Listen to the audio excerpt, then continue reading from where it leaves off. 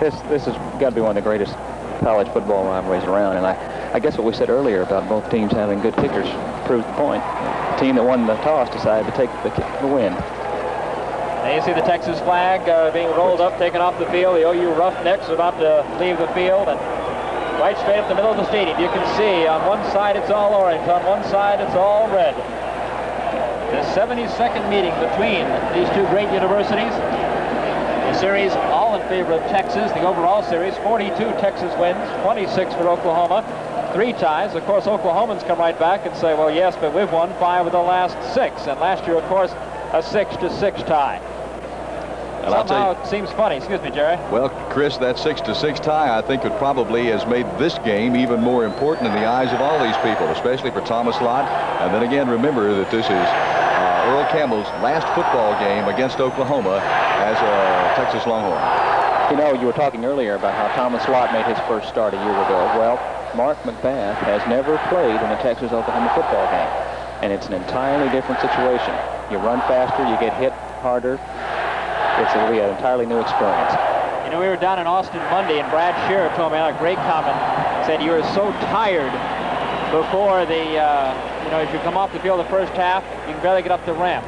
And then as you come down again, you can hardly wait to get out. It's just that kind of game. Uwe von Schaman, you see him right there. He'll be kicking off for Oklahoma. University of Texas with all kinds of speed back deep. There you see on the far side is Alfred Jackson. On the near side will be number 26, Johnny Lamb Jones. That's a couple of speedy youngsters. Oh, it is indeed. You remember last year, Chris, Texas had that kind of tricky handoff play. Well, they no longer do that. This is just a straight kickoff return. And this Oklahoma-Texas game is underway. Von Schaman is going to kick it right out of here. Texas football, 1st and 10 at the 20-yard line. You'll notice Earl Campbell will always be the last one to the backfield. He takes his time like Jim Brown used to get to that huddle. Now they strike up the eyes of Texas. The band missed their cue. Take a look at the Sooner defense.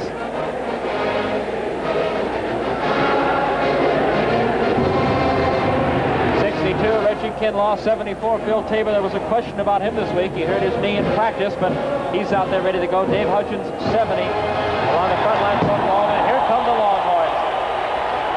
We'll set the offensive backfield for you in a moment. Mark McBath, 17, the quarterback. They'll start from the I. Earl Campbell, fullback. Ham Jones, the I-back. The pitch to Campbell, number 20. Out of bounds at the 22-yard line. Run out of there by number 26. Barry Bergen, number 28, George Cumbie, and there's Earl Campbell. And again, you'll see how slow he is. Texas usually waited till late in the first quarter. There you see the starting backfield. Mark McBath, the quarterback, number 17, starting his first Oklahoma-Texas game. Ham Jones, a healthy Ham Jones, a healthy Earl Campbell, and the great speedster, the Olympic gold medal winner, Lamb Jones, Johnny Lamb Jones at the flanker. Mish is in now for Jackson as a split in. Texas, again, the I formation. 2nd and 8. This is Campbell. He wants to throw. Hit. Intercepted by Dave Hudgens of Oklahoma for 15. Line number 14. Oklahoma football.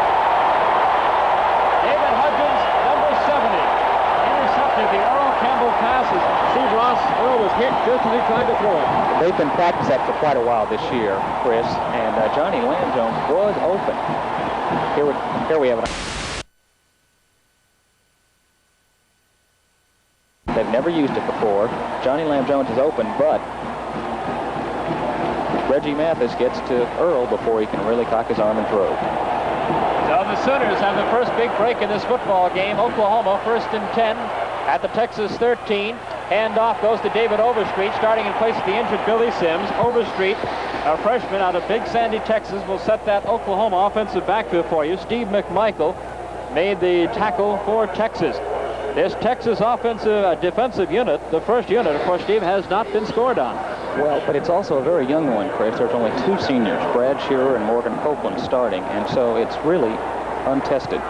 Lott, the quarterback. Peacock, Overstreet, the halfbacks. Kenny King at fullback. King is number 30. Oh, Oklahoma jumps across there, and it's going to be Sam Claflin, the right tackle, who made the big move first. Oklahoma had a 2nd and 9 at the 12. So it'll cost the Sooners 5. And Jerry, mistakes like that seem to happen in this ball game. Well, this is the first time for Sammy Jack to play in this football game, and I know he's a little bit on the nervous side, and of course that's going to happen to somebody the first time they play in this ball game. You cannot imagine. You know, you were talking a minute ago about the ramp and how you have trouble walking up it at the half. Well, let me tell you, they say that's the most famous ramp in the world, and these football players to walk into this stadium is just awesome. It is 2nd and 14, Oklahoma. The ball at the 17-yard line. Kenny King loses the football. There's a scramble for it at the 15. Texas says they have it. They do. Longhorns football. Free safety Johnny Johnson, number 27, made the recovery. There you see 99 Steve McMichael, who made the hit on him coming off the field. McMichael the hit. Credit the fumble recovery to Johnny Johnson. And Texas fights right back and stops Oklahoma. So 2 turnarounds, 1 for each team, and we're right back just about where we started right after the opening kickoff, Chris. That's one of the problems that Oklahoma's had this year. They've had some problems in holding on to the football. And now we'll see what happens when Texas lines up. Alfred Jackson splits to the bottom of the screen. Lamb Jones is up the top out of your picture now as McBath turns, looks to split backfield behind him. Hands off, and with the handoff is Cam Jones, number 25, hit by nose guard Richard Kinlaw, 62. Watch Reggie Kinlaw. He'll make a lot of unassisted tackles all by himself from that nose guard spot. This is a very interesting young man. About 3 weeks ago, they told him that he was hurt, that they were going to operate on his knee, and he said, "No, sir, you're not going to cut my knee open again. I'm going to play football for the University of Oklahoma." Watch him today. Jackson this time up to the top of the screen. Lamb Jones at the bottom. McBath, 2nd down, 9, Texas from the 15-yard line. Earl Campbell, short yardage there. 62 again, Reggie Kinlaw. 85, linebacker Darrell Hunt combined to make the tackle. You know, Chris, earlier in the week, Coach Akers expressed concern because of his offensive line, which has a few new people in it, really hadn't been tested by a quick, aggressive, big defense. Running against Virginia is one thing. Running against Oklahoma is quite another, as Texas is finding out. Well, we have had a pass interception. It was intercepted by Oklahoma. A fumble recovery, that by Texas. And it's all been inside the Texas 20-yard line so far. 13 minutes left, opening quarter. 3rd down, 8, Texas. The ball on the 16. The Horns need to get to the 24 for the first down. Mark McBath, quarterback. On the option, handoff, and just short of the first down, Cam Jones, who just burst over the right side. Darrell Hunt, 85, the linebacker. Zach Henderson, 19, Perry Berger, 26 on the tackles. Texas just short of the first down, Steve. And again, it's a punting situation, and Coach Akers also expressed concern about that because Russell Erschlagen did have a punt blocked earlier this year. Well, he has not had to punt many times with that great Texas offense. He's back there now inside his 10-yard line. Deep for Oklahoma, number 11. You saw him there, Freddie Nixon. Good snap, no rush by Oklahoma, and Erschlagen kicks short, drilling kick. Nixon has it on the run at the 50 to the 46-yard line. Nixon caught it on the run, returned it about 7 yards, and Oklahoma starts its 2nd possession again in Texas territory. I don't believe Russell really got his foot into that one. It was kind of a low squibbler, and then Freddie Nixon took it on the dead run. There's timeout on the field. The score, Oklahoma nothing, Texas nothing. The Chrysler Styling Center. Oklahoma with their 2nd possession of the game at the Texas 46. 78 degrees at the Cotton Bowl. Wind north-northeast, 10 to 20. Oklahoma has the wind at its back now. Thomas Lott to the 40-yard line. Picks up 6 yards. Tackle by Ricky Churchman, number 8, strong safety for Texas. Part of the crowd here at the Cotton Bowl. And once again, as every year it seems, a sellout crowd. It has been held in Dallas here at the Cotton Bowl since 1929, been a fixture of the great Texas State Fair that is now underway. Lott, the Oklahoma quarterback, 2nd down, 4 Sooners. We have yet to have a first down in this game. We do now. Kenny King across to the Texas 34, first down, Oklahoma. Johnny Johnson, 27. Ricky Churchman, number 8, tackled for the University of Texas. And Kenny King, who's had some shoulder problems, looks like he may be bothered a bit again. He hurt his shoulder against Kansas, and Jerry, look at the way he's holding his arm there.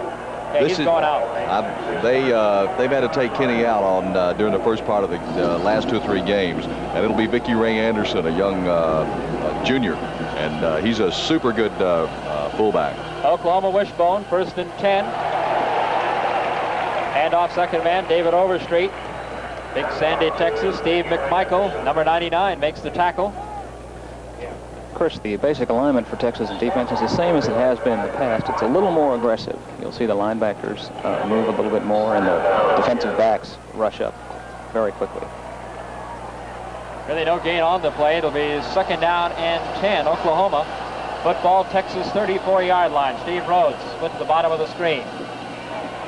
Lott in trouble. Down he goes. Great defensive play. Big side linebacker, Mark Martinoni, 6 foot 210 sophomore out of Kennedy, Texas. I think that Elvis Peacock slipped down. He was supposed to take out a number 42. Mark, say it for me. Martinoni. Okay. He slipped down, and Martinoni came right over the top of him, and also Tommy Lott tripped on Elvis Peacock. 1 of 3 Texas linebackers, and they're good ones. It is 3rd down 12, Oklahoma now at the 36. They need to get to the Texas 24 for the first down. Lott, the quarterback. He will not make it. Down at the 30-yard line, Ricky Churchman, number 8, Brad Shears, 77. Combined to make the tackle for Texas. Brad is one of the few seniors on the defense, and he's one of those players who has his big games against the big teams. He seems to get especially up for Oklahoma, A&M, Texas Tech. It is 4th down and 6. The ball at the 30, and here is Uwe von Schamann.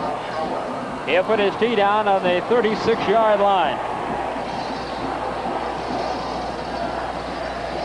But Hebert will hold. Von Schamann to attempt a 46-yard field goal. It's got the distance. It's good. Oklahoma takes the lead. A 46-yard field goal by Uwe von Schamann. And Oklahoma jumps out in front of Texas 3-0. 9 minutes, 28 seconds left in the first quarter here at the Cotton Bowl in Dallas. Some of the Oklahoma cheerleaders on the sidelines. But again, that first-string Texas defense does not give up a touchdown, Steve. They haven't given up. They've shown, as I said, the more aggressiveness this year. For instance, 3 linebackers, they'll tell you. Lance Taylor has a chance to be a superstar, but as a group, they're a very balanced, very aggressive group. Von Schamann will kick off for Oklahoma after the field goal. High, in over end, and out of the field to play. Over the end zone. There you see Johnny Lamb-Jones, number 26, who's waiting to get his hands on the football, but it's tough when Von Schamann has that kind of wind advantage. So Texas, once again, will start at its own 20-yard line, and certainly in the first quarter, the early going, Texas has had no kind of field position at all. We've got a flag down here, and we may come back to try to kick this one over. I'm sure Texas would like to have them kick it again. They certainly would, because they've had the ball inside their 20 now the entire first quarter every time they've had the ball. And, they'd like to see Johnny Lamb or Alfred get some running room. I don't really think that's going to make a whole lot of difference. No. Because the wind is at Von Schamann's back. And of course, Von Schamann and Erxleben both have the ability to kick it through the uprights. The Oklahoma scoring drive, 60 yards on 6 plays, and then a field goal by Uwe von Schamann. The Sooners lead it 9:28 left on the clock in the first quarter. The Sooners lead it by a score of 3-0. Chris? So Von Schamann takes it back to the 35-yard line, and we'll kick off from there. At the top of the screen, number 2, Alfred Jackson. Bottom of the screen, number 26, Olympic sprinter Johnny Lamb-Jones. Von Schamann kicks it off. This one will be run back. He'll get a chance here. Johnny Lamb-Jones, the 10, and knocked off his feet at the 12-yard line. Tony Antone, number 8, the sophomore out of Lawton Eisenhower. 6'2", 188 pounds. And it really hit him. Here's the replay on it, and Johnny Lamb-Jones is very hard to bring down in the open field. This is a great tackle. That's one way to stop him, is to clip him down. Well, Texas again with very poor field position. The Longhorns 1st and 10. The football at the Horns' own 13-yard line. They have not been across their own 30 yet in the first quarter. Near backfield behind Mark McBath. Jones and Campbell. McBath keeps it himself. He'll get short yardage. One of the Oklahoma players leaves with the football, but they will Mark McBath down. Mark McBath is on down, yes. And he is down. Mark is a sophomore from Corpus Christi King. He's the better runner of the two, or their option. George Cumbie, 28, was one of them over there to make the hit for Oklahoma. And Mark McBath, you see right there, the fine young Texas quarterback. Looks like it might be a knee. has an 8.4-yard rushing average, has thrown for 3 touchdowns, and he is going to be helped off the field. And boy, there's a big blow. Fortunately, John Arney has played quite a bit this year. He's the better passer of the two. He has the howitzer for a right arm. He and Alfred Jackson, as a matter of fact, set a school record with an 88-yard touchdown pass. Yeah, what a thrill for John Arney. He's playing in his hometown, Dallas, Texas, sophomore. Second, 6, Texas at their own 17-yard line. Handoff goes to Earl Campbell, gets short yardage there. Phil Tabor, 74, along with Darrell Hunt, 85, make the tackle on Campbell. Oklahoma, Jerry, has had great success in containing, if one can do that, Earl Campbell in the 3 times he's played against the Sooners. This is not, I think perhaps this might be Earl's most favorite game of all that he plays, but it has not been his most successful over the past 3 years. I know he would like to change that today. Out of the game was Alfred Jackson has split in. Steve Hall has come in.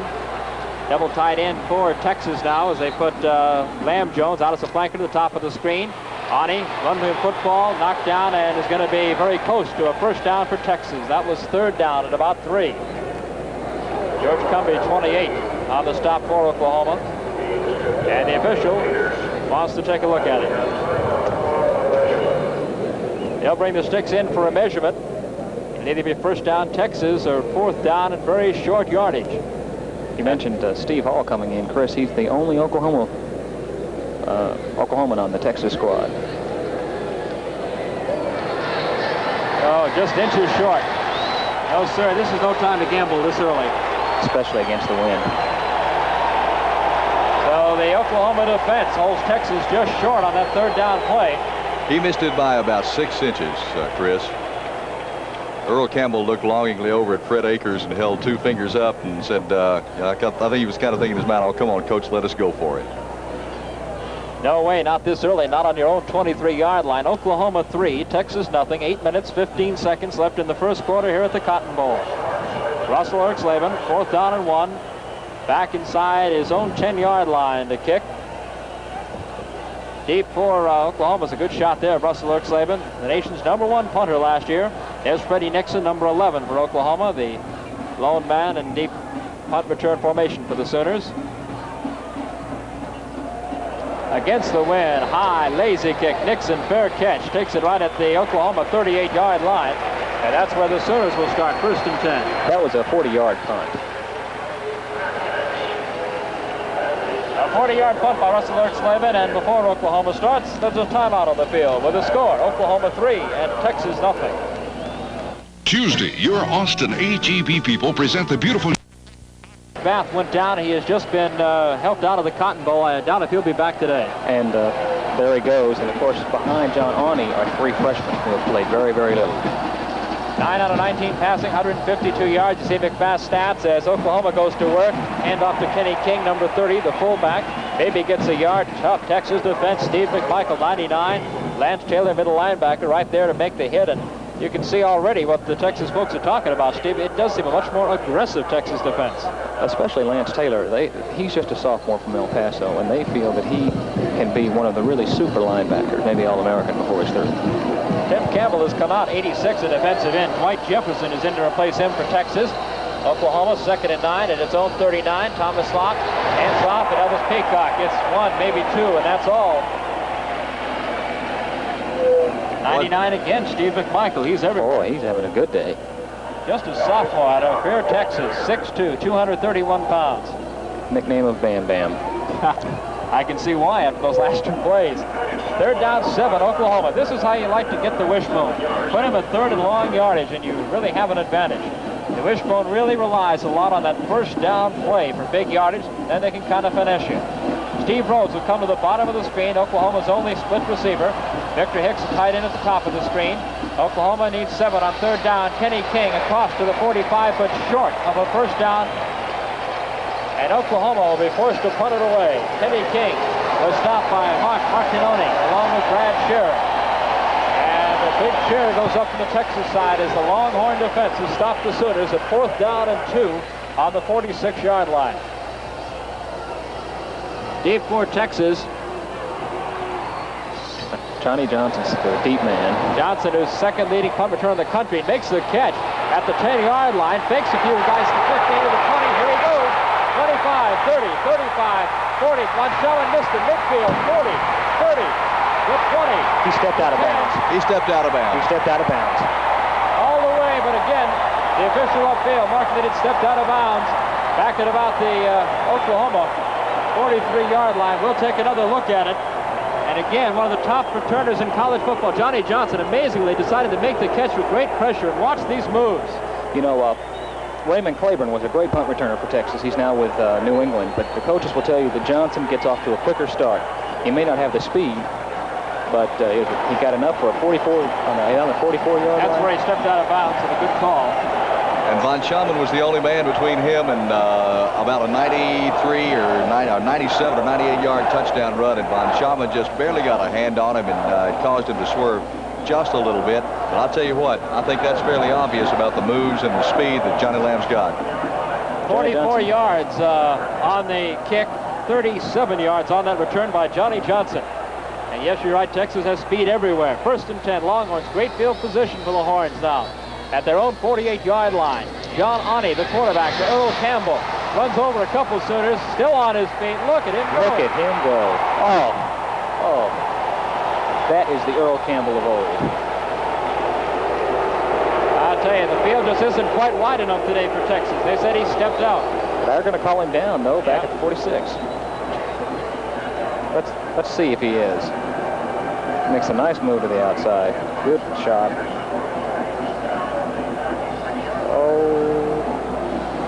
Yeah, I think yep. And his knee went down. Boy, that is some kind of effort. Earl Campbell, number 1 in the nation in scoring, averaging 14 points a game. 7th in the nation in rushing, 124.7 yards a game.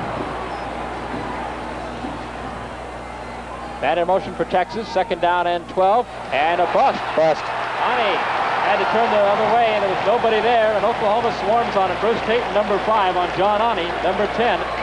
The young quarterback might have come out the wrong way because there was nobody there but white shirts. You know, Akers talked about how both Ani and McBath have played, but McBath has worked with the first string more than Ani, and it looked like John went one way and everybody else went the other that time. Texas will lose 4 on the play. Make it 3rd down now and 14 for the Longhorns. The ball at the Texas 44-yard line. Good shot there of the Texas huddle. Texas, of course, in the burnt orange. They are the home team today. Oklahoma in the road white. Ani, split flanker, back for the first Texas pass as far as the quarterback. Ani wants to run now at the 45, at midfield. First down, Texas at the 45, to the 40. Knocked bounds at the Oklahoma 38, and the flag goes down. 2 flags. They're going to call a clip on Texas on that. I'm afraid it was either Earl or Johnny Lamb flipping Oklahoma player on about the 38-yard line. Bud Heber, number 33, finally made the tackle, and John Ani, who's advertised as the passing quarterback, makes a great run, but flipping against Texas, and the penalty is going to hurt the Horns. That's really got to be demoralizing for Texas Longhorns. They had Johnny Lamb on a super run back off that punt, and then he stepped out of bounds. Earl Campbell went down, just barely touched the knee, and now on a pretty good run by quarterback John Ani. They get a clip, and you know, there's one play can make a difference in a football game. And I think the momentum kind of shifted a little bit there to the Texas Longhorns, and now maybe perhaps Oklahoma may have it back after a play like that. Make a correction. 3rd down and 9 it should be. Penalty marked from the spot of the foul, but instead of a 1st and 10 inside the Oklahoma 40, the Horns have a 3rd and 9. They need the Oklahoma 43. Ani throws for it. It is intercepted by Oklahoma at the 45. Midfield, Bud Heber made the interception as it deflected off the intended Texas receiver, Johnny Lamb Jones, and it was intercepted by Bud Hebert. We'll take a timeout now with the score, Oklahoma 3 and Texas nothing. This is Ray Kroc, founder of McDonald's, a man who had a dream 23 years ago. I have worked for Mr. Kroc 20 years. Mr. Kroc certainly cares for the American family. He saw a need for a place you could go with your kids at a price you could afford. People are the most important thing to Ray Kroc. I don't think there's any bigger supporter of the American way of life. This week is Ray Kroc's 75th birthday. We'd like you to help celebrate on Sunday. Texas has thrown the ball twice today, and both have been intercepted. That one deflected off Johnny Lamb Jones, intercepted by Bud Hebert, returned 17 yards, and Oklahoma has it, 1st and 10 at the Texas 47. Thomas Lott slips and falls down after a gain of maybe a yard. They say a flag is down. Texas thought they had the football. Standing up with it is Dwight Jefferson, number 80. And the officials also had a flag down. So we'll have a discussion here. Texas wants the football. Well, evidently the penalties against Oklahoma were Texas players cheering. Offensive holding. That'll cost the Sooners 15, and they'll march back now. 72,032 capacity for the 32nd consecutive year at the Cotton Bowl. And Steve and Jerry, it looks like both teams right now are kind of showing that nervousness, and we'll take a look at the interception. Now, John Oney is the much harder thrower than Mark McBath, and you'll see this ball. It's very catchable, but it goes right off of Johnny Lamb Jones's hands. McBath throws that floater. Oney tends to jump it in, and there's the interception. Fine run back. Bud Heber tripped on Daryl Hunt's foot and went down. There wasn't, I don't think he could have gone all the way. I'd like to make an apology to Johnny Johnson. I call him Johnny Lamb John. That's a compliment with that kind of speed. Elvis Peacock gets the handoff for the Sooners on a 1st and 25. And Oklahoma gets again just short yardage. Steve McMichael, 99. Mark Martinoni, 42, weak side linebacker. Jerry with Johnny Johnson, Jimmy Johnson, Johnny Ham Jones, and Johnny Lamb Jones. It is perfectly understandable. Here's a look at the Sooner offensive huddle. Steve Roach, 24. Lot number 6 steps into the huddle now. Here come the Sooners. 2nd down, 20, Oklahoma at their own 42-yard line after the holding penalty. Lot makes the pitch. Overstreet hurdles a man at midfield and is out of bounds at the 50-yard line. David Overstreet, the freshman. Johnny Johnson, the free safety, 27. Knocked him out of bounds. David Overstreet, freshman out of Big Sandy, Texas. We'll take a look at it. Watch now as the fake goes to Sims, and then Overstreet takes the pitch out here, and he will try to leap. He's apparently been watching Billy Sims, but he goes out of bounds right at the 50-yard line. Barry Switzer does not like his players to do that. And of course, we've been teasing him about the fact that maybe he's been sending his players over to the gymnastic coach for some lessons. 3rd down and 12, Oklahoma. Steve Rhodes put down at the bottom of the screen. Thomas Lott's going to throw. Pumps once, throws for Rhodes, and way over his head at the 5-yard line. Rhodes was behind Johnny Johnson, the free safety, and Ricky Churchman, number 8, the strong safety, but the ball was well overthrown. Incomplete, and Oklahoma will punt it back to Texas on 4th down and 12. 3:34 left here in the first quarter. It is Oklahoma 3 and Texas nothing. Johnny Johnson, there's your friend, Rick. Back there at single safety. Glenn Blackwood is the up man for Texas. Look at Von Schaman, and he'll punt with the wind at his back. High end over end. They're going to let it bounce. High hop at the 5 into the end zone, and once again, Texas will start 1st and 10 at its own 20-yard line. I'm not sure, but I don't think Texas has a first down yet, do they? We'll check with the our stats group here. 50 yards on the punt on Schaman. Texas have a first down yet? No, they do not. 1st and 10, Texas at the 20-yard line. Again, if you just joined us, Mark McBath, starting quarterback for Texas, went out with looked like some sort of leg injury. He has been taken to the dressing room. John Oney is now in a quarterback for the Longhorns. The only scoring, a 46-yard field goal by Von Schaman of Oklahoma. Oklahoma 3, Texas nothing. 3:26 to play in the first quarter. Here's Texas, high formation. Oney, Earl Campbell, sweep right. Touch in the backfield is going to be caught for a loss. Great penetration by the Sooner defense. 85 on the tackle was Daryl Hunt, linebacker. Barry Burkett, 26, the defensive end, got in there early, though, and messed up the timing on the play. Loss on the play of a yard, 2nd and 11 at the 19-yard line for Texas. Darrell Ray slowed him up a little bit, and that gave Barry Burkett and Daryl Hunt a chance to get in and make the tackle on that play, Chris. Texas from its own 19-yard line. Earl Campbell has carried 5 times for a total of 3 yards in the game so far. Pitch, again it is Campbell, sweep left, has some blockers this time. Runs over a man at the 25 and the 26. Earl Campbell's best game. Daryl Hunt, 85, was the man who made the tackle, along with Zach Henderson, 19. Take a look at the outstanding Oklahoma linebacker, Daryl Hunt. Daryl Hunt's going to move over this way, and watch Zach Henderson will slow Earl Campbell up just a little bit, and Daryl Hunt will come in to make the stop. Hunt from Odessa, Texas, and the junior. I tell you, Texas got some more problems. That is their quarterback, their second quarterback. Oh, boy. John Ani is down. And, Steve, who would that bring in? We don't even have him on the chart. I'll tell you what, there are 3 freshmen, Sam Ansley, Sanford Coggins, and one of those 2 I think would be to come in. I would assume Sam Ansley, but I'm not sure. Oh, boy, it looked like almost the same injury. Yeah, Mark McBath was to his left leg. This is John Ani's right. And we'll see who Coach Akers is talking to down there. Number 6. Randy McEachern, the red shirt. I don't believe that perhaps John Ani is injured as seriously as Mark McBath. He is able to walk over to the bench now, so it looks like we may see him again this afternoon. Randy McEachern will be the new quarterback for Texas. He is 173 pounds, 5'11", a senior squad man last year from Pasadena. And off, and in the backfield, Phil Tabor of Oklahoma stops Jones. Johnny hands Jones 25. As soon as he got the handoff, 74, Phil Tabor was right in his face. And Texas will have to punt. The roar goes up for Oklahoma's defense. It's 4th and 9. Chris, Darrell Hunt pulled one of the rare Oklahoma blitzes on that coming in from his right side linebacker position, and that's got to be a frightening thing for a brand new freshman quarterback in a game like this. Well, Randy's a senior squad man. He's had a lot of knee problems. He had a lot of potential and has had, I think, at least 2 knee operations. Eric Slavin's punt's going to be fielded, taken down on one knee by Zach Henderson at the Oklahoma 44-yard line as the sun comes out of it now. We're overcast in Dallas to start the football game.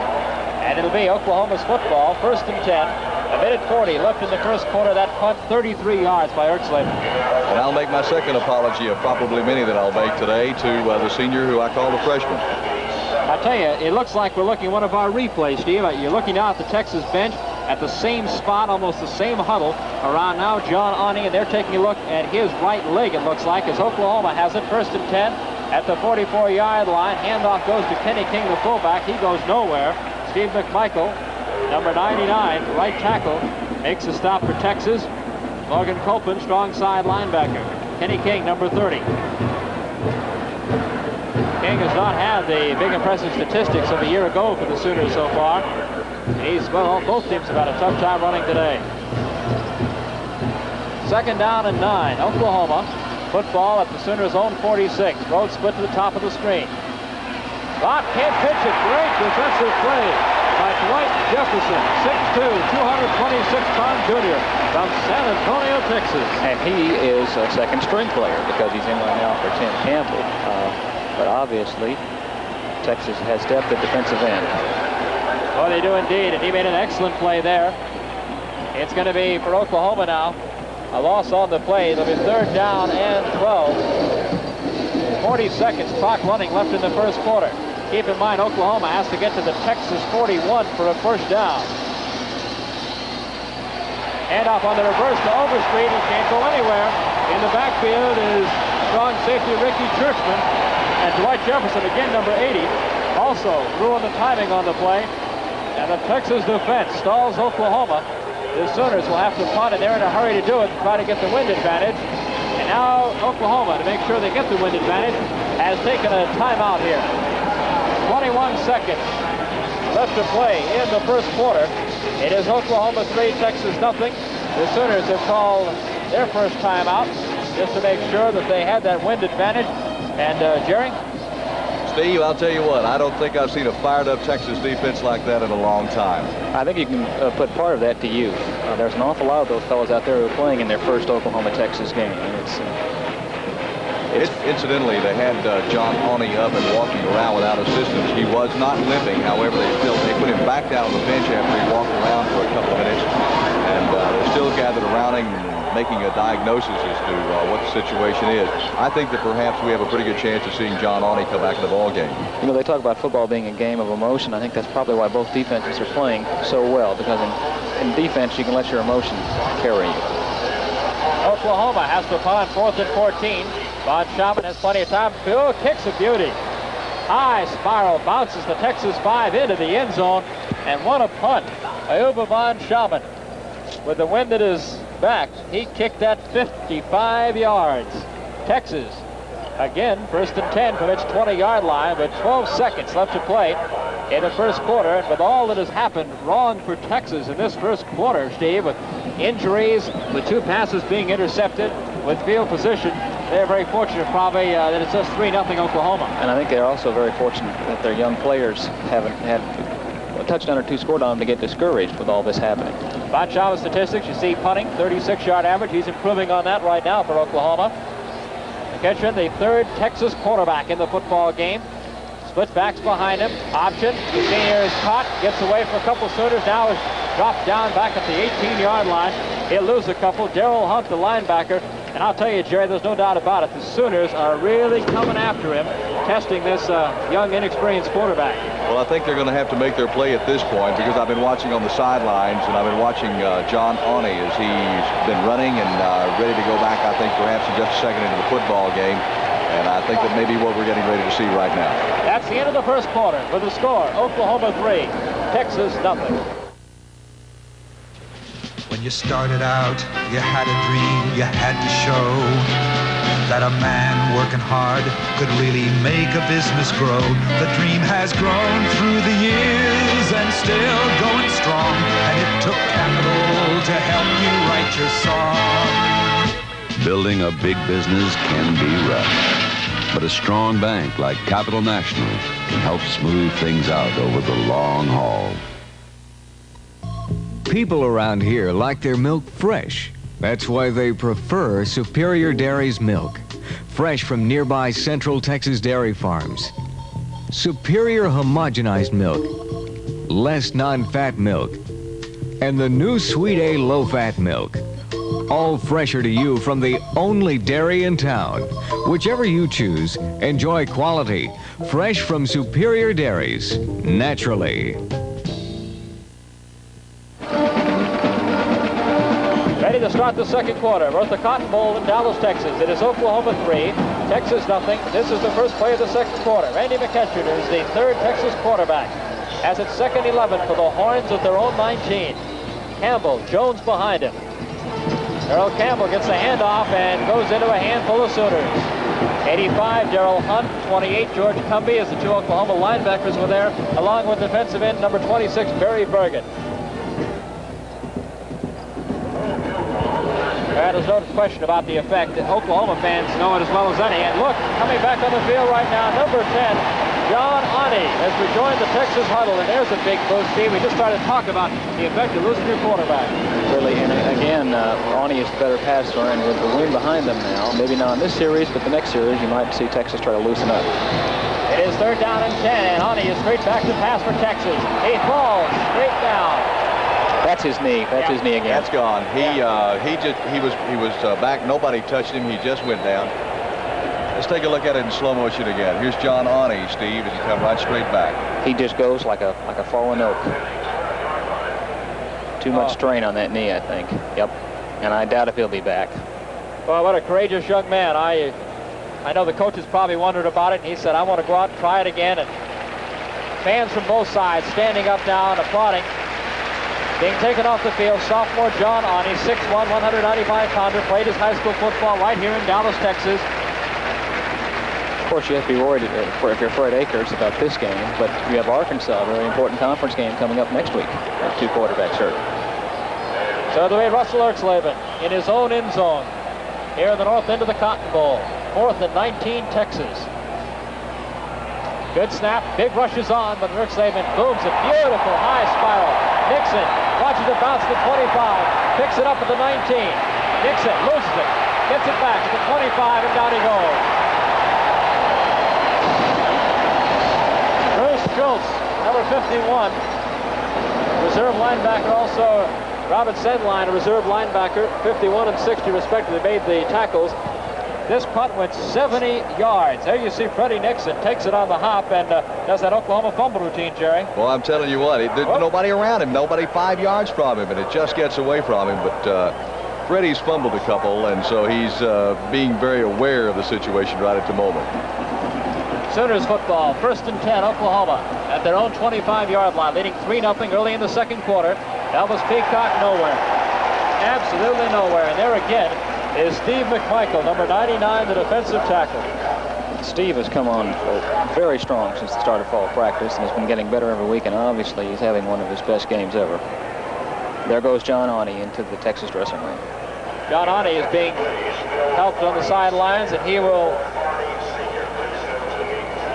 join Mark McBath, Texas #1 quarterback, in the dressing room, and both of them probably through for the day. Lott, oh, he goes the wrong way now. Busted play for Oklahoma. Lott slips, almost falls, gets back up and goes to about the 28-yard line for maybe 3 or 4 on the play. Glenn Blackwood, right cornerback, 37, made the stop. Chris, this is one reason why Barry Switzer is so high on Tommy Lott. There goes John Awney into the dressing room and making the walk that he hoped that he would never make, and that's that walk up to the ramp to join teammate Mark McBath in the dressing room. Back to you, Chris. 3rd down and 6 at the 29-yard line. Fake to Kenny King. Lott has it, dives for it, and is short of the first down. Ricky Churchman, number 8, made the stop for Texas. Also Mark Martinoni, 42 in there, and Texas is held. Oklahoma will have to punt. Well, this has been a defensive game, hasn't it? And coming in, I think really most experts, like maybe call ourselves experts, Steve, thought it would be a high-scoring game. Why wouldn't you? With the #1 offensive team in the country in Texas on the field, and Oklahoma ready to score points, but it hadn't been that way. Von Schauman's punt into the wind is going to be blown dead at the 40-yard line.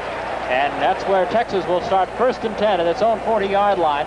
There's a break in the action with the score. Oklahoma 3, Texas nothing. Oklahoma 3, Texas nothing. 12-10 left in the first half. Texas with the football at their own 40-yard line. This time they sent Jackson and Jones up to the top of the screen, but Jones is a wide slot. Randy McEachern, the 3rd Texas quarterback, calling the signals for the Longhorns. Keeps it himself, goes around the corner at the 46-yard line. That was a fine run by Randy, and Randy has played quite a bit this year, but obviously in a mop-up situation when the game was out of hand. As we said, he's had knee problems, and this is his first real action at Texas under the intense conditions of a game like this. McEachern picks up 7. It's 2nd down and 3. Football on the 42-yard line. We'll try to update you on first quarter statistics here in a moment. 11:38 to play here in the first half. 2nd and 3, Texas. They need to cross midfield for the first down. Campbell has a first down, Texas, at the Oklahoma 48. And it's the first down. That's their first down. Davis cut at 74. You'll watch the block here on a nice replay. And then Earl cuts back. Tough run. Zach Henderson, 19, made the stop on the play.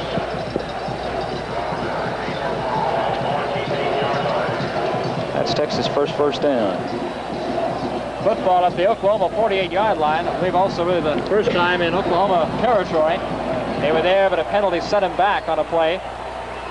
So Texas headed towards the Oklahoma goal line. 1st and 10 at the Sooner 48. Catcher wants to throw under heavy pressure. Looking for Jones. It is overthrown. He was well covered by Terry Peters, number 16. And I'll tell you, that ball looked like it was 15 yards overthrown, and Johnny Lamb Jones almost caught up to it. He caught a touchdown pass last week that Mark McBath threw that got away from him, and he again had to run under it about 15 yards, and then he got there fast enough to where he had to wait to catch it. He has caught 4 passes this year for 103 yards, but of the 4 he's caught, 2 of them have been for touchdowns. You know, I think one part about McEachern being in is that perhaps it isn't the triple option anymore. I'm not so sure they'll have the true triple option with pitches. Well, Oklahoma's faced with the same thing with Dean Blevins and Jay Jefferson and of not letting the quarterback read the defense. 2nd down, 10, Texas. Catcher. Oh, George Cumby, 28. Stuck him right there at the line of scrimmage. No gain on the play. 10:45, clock running left to play. Let's look at this defensive play by George Cumby, 28 of Oklahoma. Right there. Cumby just comes in and he wraps him up and rolls him down. This is where the inexperience of the quarterback is going to hurt Texas right now. Johnny Lamb Jones has come out on 3rd down and 8. That brings Mike Lockett in as a flanker. He goes to the top of the screen. Alfred Jackson to the bottom of the screen. 3rd and 8, Texas at the 46. They need the Oklahoma 38 for the first down.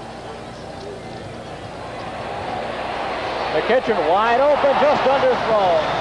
Wide open was the tight end, Gil Harris, number 82, down inside the Oklahoma 30-yard line. Darrell Ray, number 3, was, I guess, closest to him, but I'll tell you, Steve, he was wide open. He was wide open, and Russell Erxleben is in. We're going to see a field goal attempt. It will be 64 yards. And nobody's going to make any fun of this. They know he can do it. The young man who holds the NCAA record of 67 yards. Now Oklahoma has stopped the clock here. They've had some problems. They're trying to get their other unit back on the field. It's probably just as well for Texas because Texas only had 10 men on the field. Gil Harris ran off the field after missing that pass and then came back. Russell Erxleben, you know, you hear about a 67-yard field goal that distance, you automatically think it's a soccer-style kicker. He's one of the few, really, with great success as a conventional kicker. There's his punt today. As we said, he's also an excellent punter.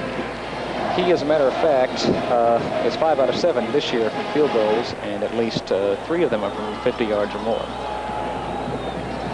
He has 12 in his career from 48 yards or more, and his 27 field goals is the career record for Texas, and he's just a junior. As we watched him warm up today, he was putting him from 50, 55, and 60 yards very easily with just a 3-step approach. Well, it is at the Texas 46-yard line, which means it is a 64-yard field goal attempt. Wind at his back. Erxleben kicks it up. End over end, and it is good. Holy smoke. 64 yards by Russell Erxleben. Listen to the crowd.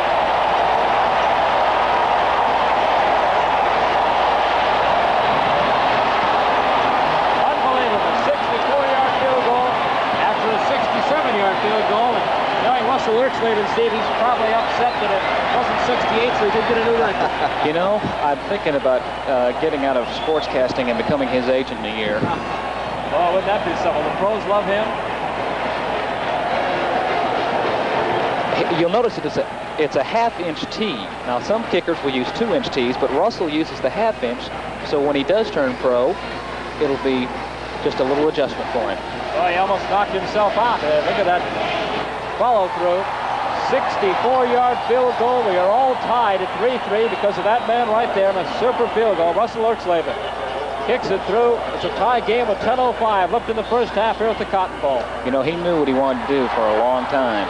As a youngster in Seguin, he was a winner of a local punt, pass, and kick contest.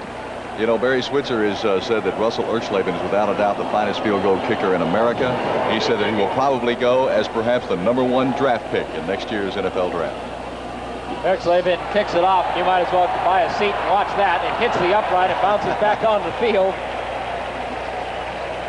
And so Oklahoma will start 1st and 10 at its own 20-yard line. And so far, it has been the kicking game and defense. Turnovers have played a part. Oklahoma fumbled the ball inside the Texas 20. Texas had 2 passes intercepted. And yet we are tied at 3-3 with 10:05 to play in the first half. There is one other significant stat that is well worth noting. Oklahoma's had to use 2 timeouts. They have 1 left. Texas has all 3. Thomas Lott to Kenny King, the fullback, and he almost broke it. Tripped up at the 26-yard line. Lance Taylor, 32, middle linebacker. Morgan Copeland, the strong side linebacker, 38, just got a hand on Kenny King, who has just unbelievable speed when he breaks in the open. You've got to be quick to be a fullback when you play for Barry Switzer, and he's got super good speed, and he can bull straight ahead. He can make the cuts. Kenny King is a great fullback. Bobby Kimball, split receiver, out of the picture at the top of the screen. Thomas Lott takes the hand up to the fullback, hit behind the line of scrimmage, and run down there by Texas. Ricky Trishman, number 8, and Dwight Jefferson, number 80. What a game Dwight Jefferson is having. It's a fantastic game for someone who has not started this year, but both defenses are playing such aggressive football today. That's just a solid hit until you get help to put him down. And I got to wonder about Tim Campbell. I really haven't seen him much. It has been Dwight Jefferson, so we might take a look on the Texas sideline and see what's the matter with Tim Campbell. 3rd and 5, Oklahoma. Overstreet lowers his head and gets across the 30, out to the 33. And I'll tell you, if he hadn't wrapped up the ball and been looking just maybe to get 1 or 2, he might have broken that, Jerry. I believe you're exactly right. The young David Overstreet, he's a freshman, and he's one of the most highly talented young men to play football. They come up to Oklahoma and play football, and they're really high on this fine young man. And I agree with you. I think he could have gone all the way. The hole was there. He just had his head down, was trying for a first down. First down, Oklahoma at their own 32-yard line. Hand off Kenny King, short yardage there. Yard or two on the play. Morgan Copeland, strong side linebacker, 38. Brad Shear, 77, makes the tackle. Maybe Oklahoma's decided they'll try the other side now for a while, Steve. Except that's where Dwight Jefferson is. That's right. 8:27 left here in the first half. Oklahoma, Texas tied 3-3 here at the Cotton Bowl. Steve Rhodes, top of the screen. Out of your picture now is a split receiver. Oklahoma.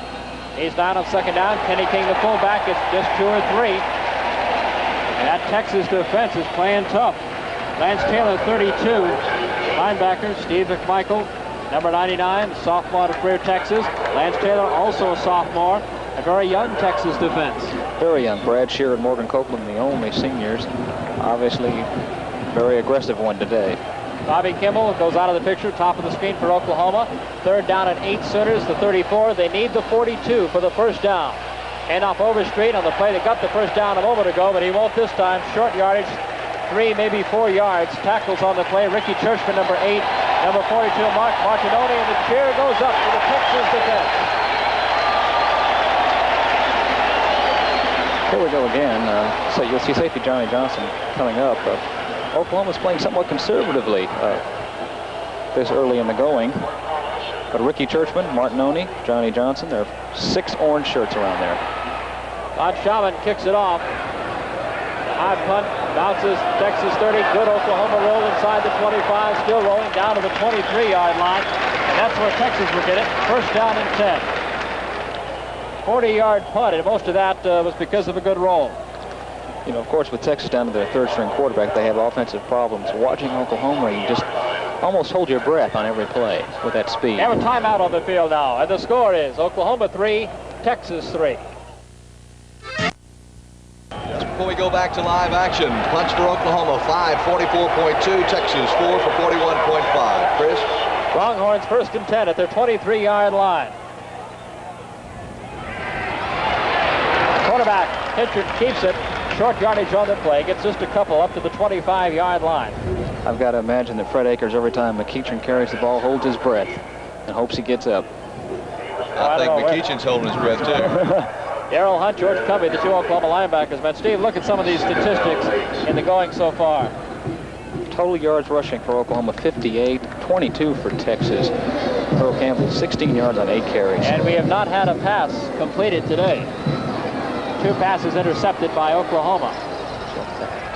Jeff Batson, an offensive guard now for Texas. A replacement on the front line for the Longhorns. 2nd and 8, 25-yard line. Fumble for, scramble for it. I think Texas is on it back at their own 20 as they had some problems getting out of the under center there. McEachin fumbled it, and then he was about 4 or 5 yards behind the line of scrimmage. Watching, it just gets away from him. He can't find a handle on it. Instead of trying to pick it up and make something out of it, he just went ahead and fell right on the ball, which is what he should have done. And that way you've got the ball and chalk that one up to a little experience, a little bit more confidence in yourself, and let's try it one more time, guys. Again, we have not had a pass completed today. 3rd down, 13. We've had some completed, but to the wrong guys. Ben Sooner shirts taking Texas passes. Alfred Jackson to the top of the screen. Johnny Lamb Jones to the bottom of the screen now. Kittredge from his own 20-yard line. Keep in mind, Texas needs the 33 for the first down. A whistle sounds, and they gave away a great play there on the flanker reverse to Johnny Lamb Jones. We've seen a lot on film this week, but delay of the game, and you hate that just when a play's starting to develop. I don't know whether if that is whose fault that is. The Texas coaches on the sideline have hand signals to give the quarterback the call. Now maybe McEachin, not being used to being in, took time finding out exactly what play was to be run. Mike Lockett, the flanker, comes in and places Johnny Lamb Jones. I'm sure Texas will try that play later in the game. 5:33 left first half. We are tied at 3-3, Oklahoma, Texas. 3rd and 17 now for the Horns. McEachin just hands up the middle. Earl Campbell runs into one, over one, and finally falls down after a short gain. George Cumbie, Reggie Kenlaw makes the tackle, and it's going to be a punting situation for Texas.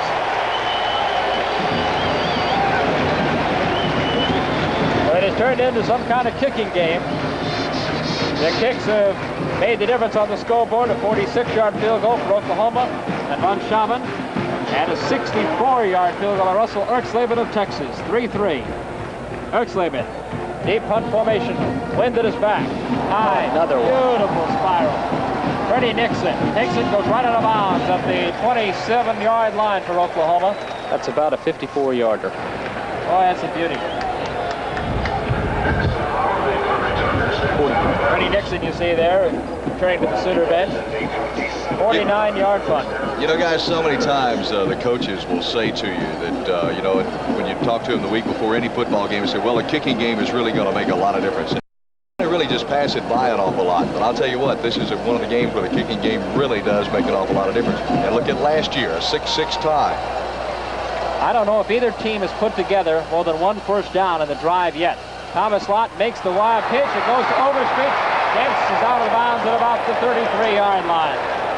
David Overstreet took that pitch. Morgan Copa, the strong side linebacker, chased him out of bounds. And again, you hold your breath when you watch this, Jerry. Now watch Tommy Lott, and he gets caught and pitches over the guy's head, and David Overstreet, and there's only one man that can save the play, and that's Morgan Copeland. He pushed him out of bounds right there.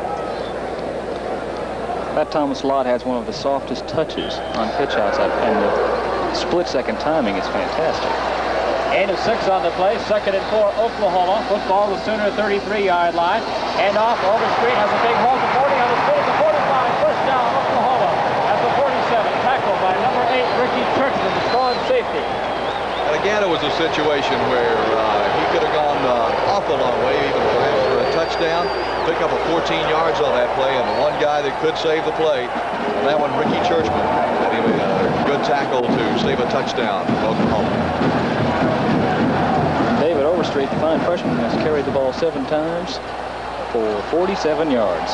1st and 10, Oklahoma at their own 47. Kenny King at midfield, just across to the Texas 49-yard line as the Oklahoma offense is starting to move now. Steve McMichael made the tackle, the defensive right tackle. Good shot there, Kenny King. Clarendon, Texas. Lee Hover just came in to join the Oklahoma huddle. Number 9 out is Steve Rhodes, 24. Hover goes to top of the screen, out of your picture now. Oklahoma wishbone at the Texas 49, 2nd and 6. Lott keeps, makes the pitch, and goes out of bounds back at the 49-yard line. And Lott took quite a shot there, and Thomas is a little slow getting up. Mark Martinoni, the linebacker, made the hit. And Thomas Lott is down. He's not going to get up. He is not going to get up. Thomas Lott is down on the field. Texas has lost 2 quarterbacks today with injuries. Thomas Lott is down, his helmet is off, and we'll take a break here as the stop of the action with the score. Oklahoma 3 and Texas 3. What does American ingenuity give you? A special banking department, exclusively for women. American ingenuity, it gives me the Young Americans Club. No. He's up on his feet, he's on the sidelines, and I'm sure we'll see him back in. Dean Lemons is now the quarterback for Oklahoma. 5'11", 187-pound senior from Norman. Hands off to Kenny King over the 50, down to about the 47-yard line of Texas before he is pushed back.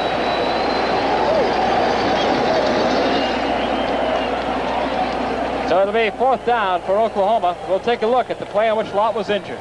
Watch now as he fakes to Kenny King, and then he'll come around and watch right here as number 8, Ricky Churchman catches him with the shoulder pads right in the stomach. Just the breath knocked out of him. He's going to be all right. I think we'll see him back in the game soon. Chris? So after it looked like the Sooners were on the move, they're stalled out. They've got a punt by Schaven into the wind. A beautiful high kick. Bounces at the 5. It's going to be down. Let's see. Do they get it down or not? I don't think so. No, they didn't. Touchback. It is a touchback. Texas football, 1st and 10 at the 20-yard line. 3 minutes, 16 seconds left to play in the first half. It is Oklahoma 3, Texas 3. Von Schaven against Erxleben so far in the first half, both in punting and in place kicking. I believe we're right in saying I don't think either team has more than one first down in a drive today. Oklahoma might have on that last drive before they stalled out. I think they did. They got 2 first downs in that last drive they stalled. 3 minutes, 16 seconds left to play in the first half. Here come the Longhorns. Eddie McEachern again, the third quarterback for Texas. McBath and Arnie are in the Texas dressing room with injuries. Pass down for Jackson. Cut at the 40. First down to Texas. Up at the 42-yard line. He beat Zach Henderson. Number 19, Gerald Ray, number 3. Finally knocked him down a 23-yard pass completion, and that's the first pass completion of the day. You know, Alfred broke his ribs against Oklahoma last year and was never really the same the rest of the year. But this year he's come back, he's caught the ball in traffic and taken a lot of hits, and he takes one here for a good catch. First down, Texas. The Longhorns get out of the shadow of their goal post. They're now up to the 43-yard line. First and 10. Jackson Jones split up the top of the screen, out of the picture now. Hand off to Earl Campbell. Campbell on his feet at the 45, up to 50, out of the Oklahoma 46. First down, Texas.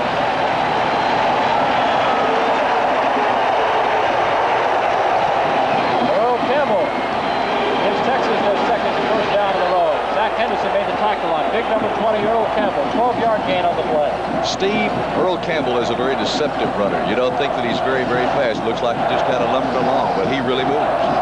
Johnny Lamb Jones is probably the only man who can outrun him at 40-yard dash on the team.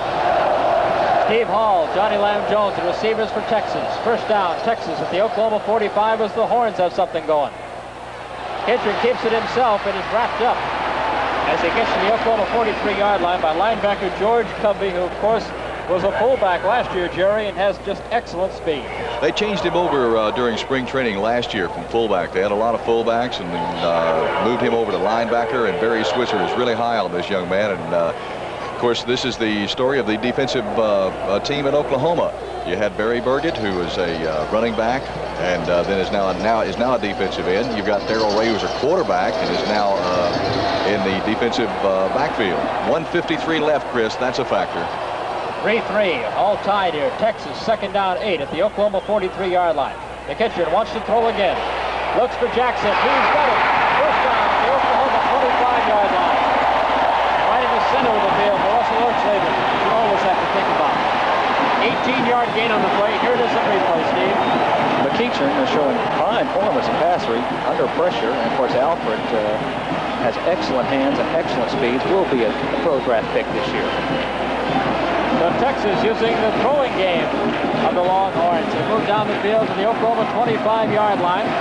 They have a stop at the play. Down his throat. The young man saw him coming. McEachern went ahead and threw the ball for the completion. And, of course, first down for Texas as they drive now 25 yards away from a touchdown and 1 minute and 41 seconds to go, Chris. Here comes Randy McEachern, who's come off the bench. The third Texas quarterback leading the Horns on this drive. They have a slot and a split to the bottom of the screen. Handoff goes to Jones and Sid. Johnny Ham Jones takes it inside the Oklahoma 25 at about the 23-yard line. Number 25, Johnny Ham Jones on the carry. Barry Berger, 26 on the tackle. Johnny Lamb Jones comes back in the Texas huddle at flanker. Evidently, Mike Lockett and Johnny Lamb are bringing in plays for Randy. I would imagine they play pretty basic right now. Those passing stats. 41 for Texas. It is indeed a new look Texas team. Here's Earl Campbell. That's the same look. 20, the 15, the 10. He'll score. Touchdown, Texas. Earl Campbell goes for the score. Steve Hall, the tight end, threw a fine block for the big man. He hurdled one to Oklahoma player, and Texas has scored the first touchdown of this game. Look at the teammates around. Number 20, Earl Campbell, in his final game for Texas against Oklahoma. We'll see it again on replay. Steve? You'll see the perfect balance of speed, power, and balance. He just never loses his balance, and that deceptive speed with Steve Hall, the only Oklahoman on the Texas squad, throwing a key block. Ertzleben will be in to attempt the extra point. He's hit on 21 of 24 so far this season. Ertzleben picks it up. It's good. 1 minute and 5 seconds left to play in the first half. And the score now at the Cotton Bowl. The University of Texas 10, Oklahoma 3.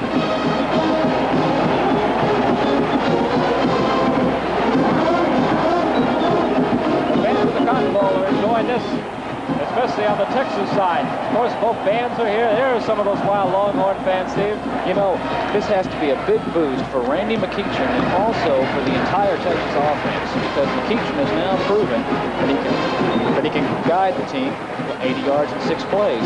So obviously, they'll have more confidence in McEachern in the second half. Texas 10, Oklahoma 3, 1 minute, 5 seconds. Just to play in the first half. Deep for Oklahoma. Freddie Nixon on the far side. David Overstreet on the near side. And Russell Orkslaven has it teed up at the 40 right in the middle of the field.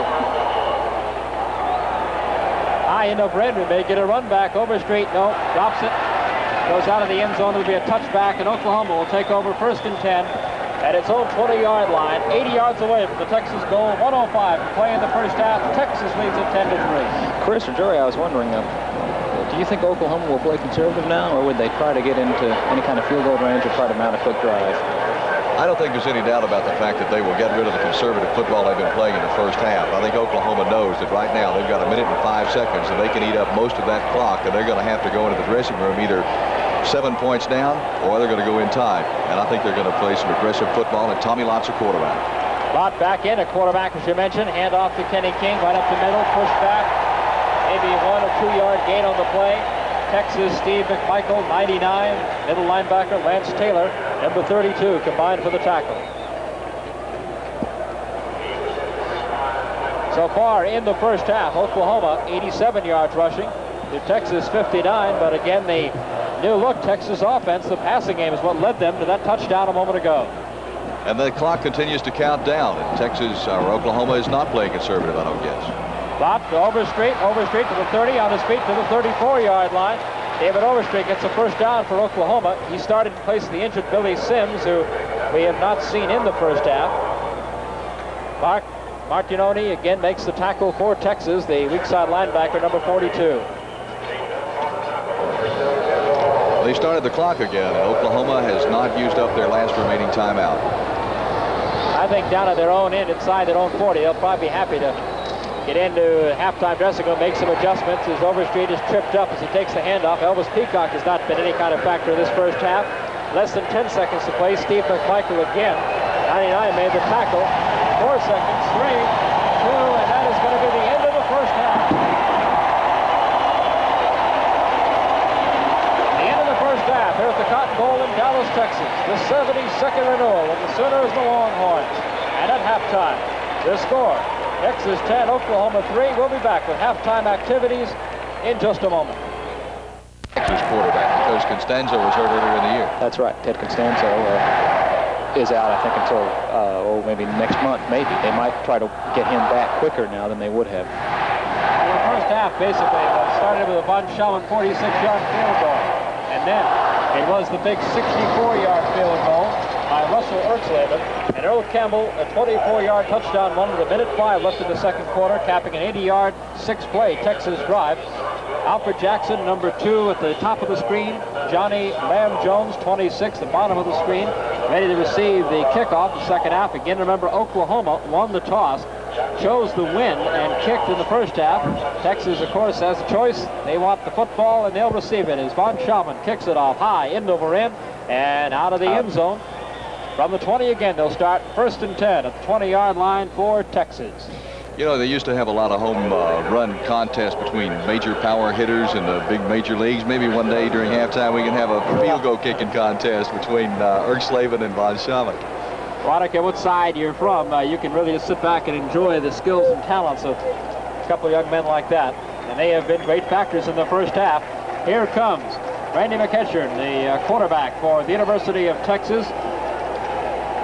Mark McBath, John Ani in the dressing room, of course, as Steve Ross told you, with injuries. And we're ready to start the second half. Here, split backs for Texas. Johnny Ham Jones, Earl Campbell from the 20, Texas. Hands to Earl Campbell on his feet at the 24, still fighting for the 26-yard line. He is just so strong. I've been very rare to ever see one man bring him down. He was the leading ball carrier at halftime, by the way. Darrell Hunt, 85, Bud Hebert, 33, made the tackle. Earl Campbell 49 rushes, 374 yards coming into this game. He also has caught a pass for 15 yards. He scored 7 touchdowns. He scored 4 against Rice last week. And what, Steve, touched the football 13 times, I think. He has 57 yards and 11 carries so far today. He got 5 there. It is 2nd 5 Texas from its own 25-yard line. Hand off to Johnny Ham Jones, and Ham goes up to about the 28 or 9-yard line, just a yard shy of a first down for Texas. Tackles on the play, Richard Murray, 76. Football game, one of the tackles for OU. Also Richard Kinlaw, 62. I'm just teasing with Earl. He's a fine young man, but I got to add another statistic. He's thrown an interception.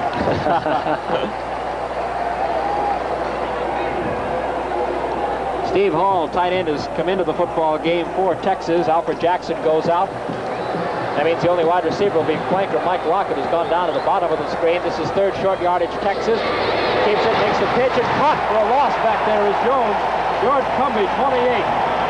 Made the tackle on Johnny Ham Jones, tapping him for a loss on the play. It was 3rd down and 1. And Texas loses 2 on the play. It's 4th and 3, and the Longhorns will have to punt. Just an outstanding defensive play because Ham Jones is very, very quick off the ball, but Cumbie with a spectacular defensive play. Here's a good shot of Freddie Nixon, number 11, the Oklahoma deep back. Russell Erxleben to kick. He'll be kicking into a wind. Not that that makes any difference. High spiral. Nixon gives ground, takes it at the 23, slips, gets up 25, 30, to the 32 and down there. Good coverage by Texas. Woody Izzard from San Angelo, Texas, made the stop, junior. Number 14, and Oklahoma will take it 1st and 10 at its own 33 in Jury Park. What adjustment do you think the Sooners might have made to open that offense up? Well, you know, it kind of surprised me when they took the wind in the 3rd quarter rather than waiting for the 4th quarter. And of course, knowing that Texas will have the wind and that particular advantage in the 4th quarter, I think the advantage that they have, I think maybe you'll see Thomas Lott throw the ball 4 or 5 more times than he did in the first half. Lott shaken up in the first half, ready to go again now. Hand off, David Overstreet gets a yard or 2. That's about it off the left side. Defensively, Steve McMichael. Boy, how many times have we said his name in the first half? By the way, that punt by Russell Erxleben, the wind didn't bother him, 50 yards. I think you're going to see a little bit more of Elvis Peacock in this half also. They've been kind of laying off on him and going to David Overstreet, one halfback, into Kenny King, the fullback. I think that perhaps Elvis Peacock, who may have lulled him into a false sense of security. 4 carries for 8 yards only today. Chris? Thomas Lott, this is 2nd and 8, Oklahoma. Lott wants to throw wide open. Bobby Kimball has it, falls down at the 43 and very close to an Oklahoma first down, and Kimball was by himself out there. Derek Hatchett, the defensive back, slipped down right before the throw. Kimball, of course, a junior college transfer from California, was an outstanding receiver at junior college. I think led the nation, in fact. And you have to wonder, why would the outstanding pass receiver in junior college football want to come to the University of Oklahoma? I guess, it's just a great program. They'll bring him from anywhere. Well, of course, there's one thing about it. They say 2 things about the Oklahoma huddle. They know it's going to be a pass when the wide receivers come out of the huddle with a grin on their face. And the second thing is, when you catch one, everybody knows about it. First down, Oklahoma, from their own 43-yard line. Chris, I told you I thought they'd throw a little bit more. Yeah, and they have. Then again, they talk about a leading pass receiver, Billy Brooks from Oklahoma, of course, having a great pro career. Right, Tinker Owens, of course. Owens. Just great athletes at both these schools. Texas 10, Oklahoma 3, 12:15 left, 3rd quarter. Sooners send Kenny King in motion up the top of the screen. Lott keeps it, makes the pitch to Overstreet, and Overstreet, good defensive play as he crosses the 45 up to the 46 or 7-yard line. And as the Texas Longhorns down on the field and maybe knocked out. Johnny Johnson is still laying on the field. Here's a replay of it, Steve. Here's Thomas Lott coming out, and if Johnson is knocked out, it could be a big blow to that Texas defense. That is Johnson, though. It looked like maybe he caught one of Overstreet's knees in the head. Down he goes. He is still down on the field. We have a break in the action. Timeout on the field here with a score. Texas 10, Oklahoma 3. Some folks call the armadillo ugly, but It was Johnny Johnson, but it looks like he's like Thomas Lott, just had his bell rung. He should be back in a couple of plays. Rudy Izzard, a junior from San Angelo, will take his place for right now. Oklahoma with the football, 2nd down and 8. Football at their own 46-yard line. 11:56 to play, 3rd quarter. It is Texas leading 10-3. Thomas Lott, Oklahoma quarterback. As to Kenny King. King on his feet across midfield to Texas territory at the 48-yard line. Ricky Churchman, strong safety, number 8. Rudy Izzard, 14, free safety. Make the tackle for Texas. It'll be third down, short yardage for Oklahoma. Football at the Texas 48. Sooners will need about 1. Vicky Ray Anderson is checked into the football game, replacing Kenny King at fullback. Anderson, number 43. King, 30, goes out. His shoulder been bothering him some. Steve Rhodes comes down the bottom of the screen for Oklahoma. Double tight end for the Sooners, though, as they have third and short yardage. Lott keeps forward, sneaks forward, and it's going to be very close. Needed to get the Texas 47-yard line. The official wants to umpire. Take a look at it. Lance Taylor, Steve McMichael on the stop. Barry Switzer is very high, of course, on Thomas Lott, not only with all the abilities that he has, but Thomas Lott weighs 205 pounds, and he says that's like having a fourth running back in there when you run the wishbone. And, of course, that's the key to the whole wishbone is the quarterback. And they really like the fact that Tommy can get the extra yardage, and he did on that one. He got the first down for Oklahoma. 11-13 left to go in the football game. Texas leads Oklahoma by a score of 10-3. And, Chris, we've got an awful lot of football to play yet.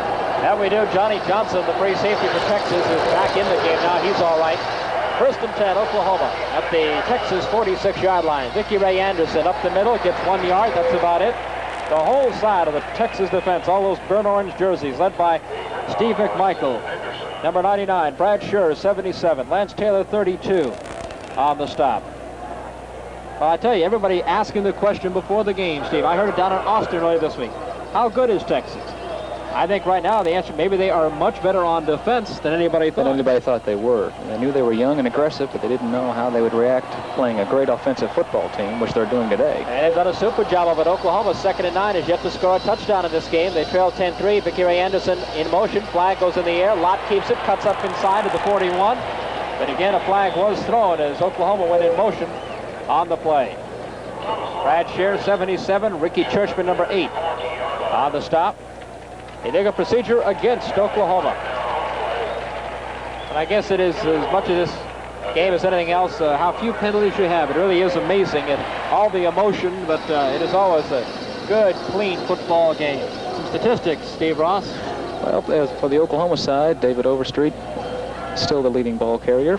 They've had 6 first downs for penalties for 30 yards. That's not very many. Texas 1 for 5 yards. 10:21 to play, third quarter. The penalty marks it back to the midfield mark. It is 2nd down, 14.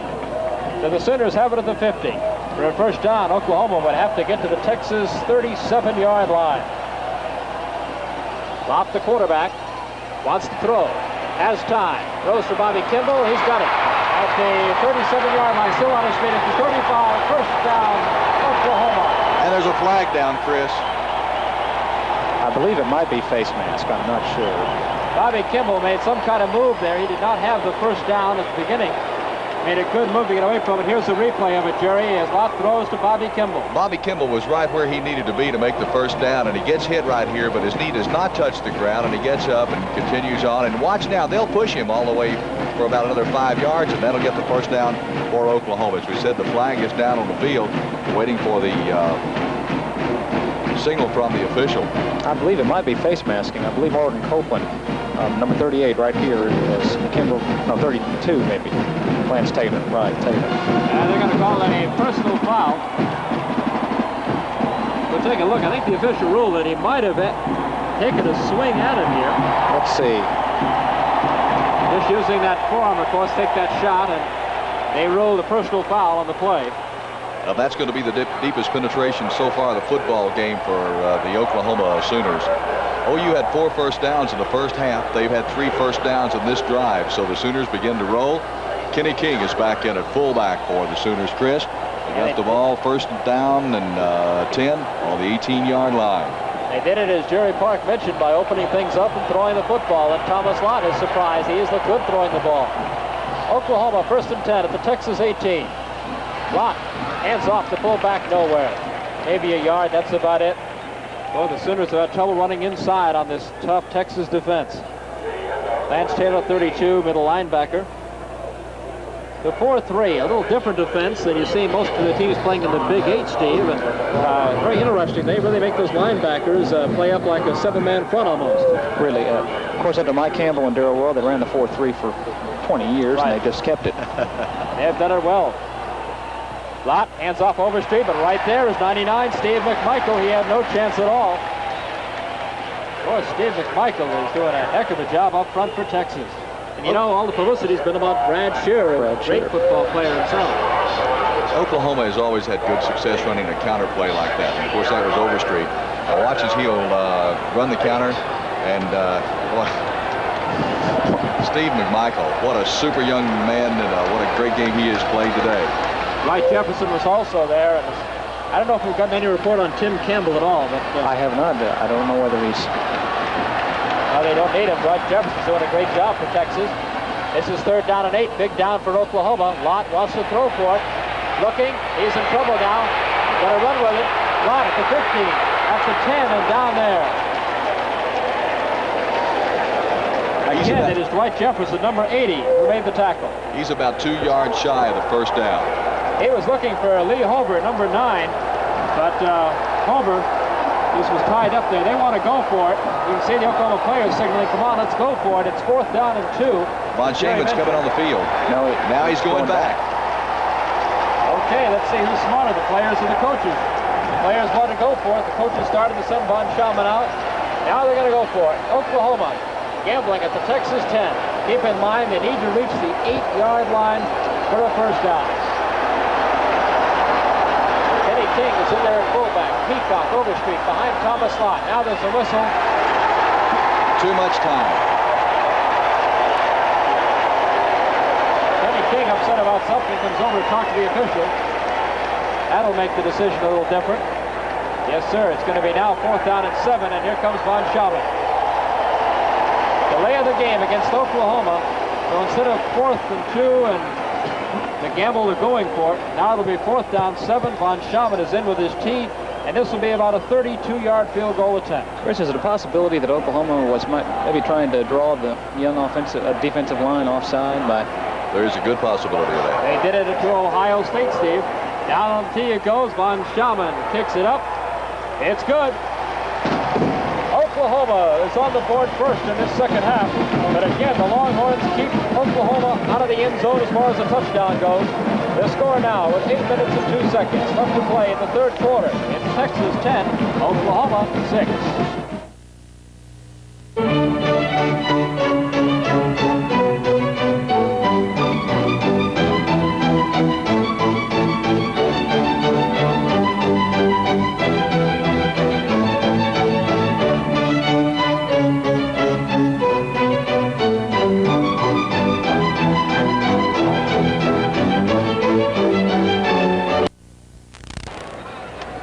Von Shaman will kick off for Oklahoma after his second field goal. Here's the scoring drive for Oklahoma, 57 yards in 12 plays.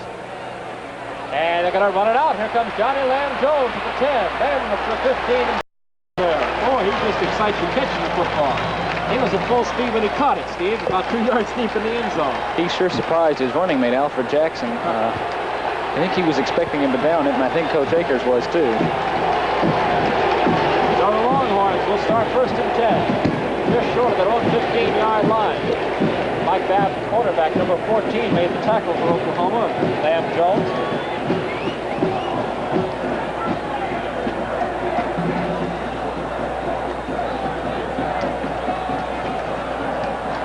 .7:59 left in the 3rd quarter. Alfred Jackson.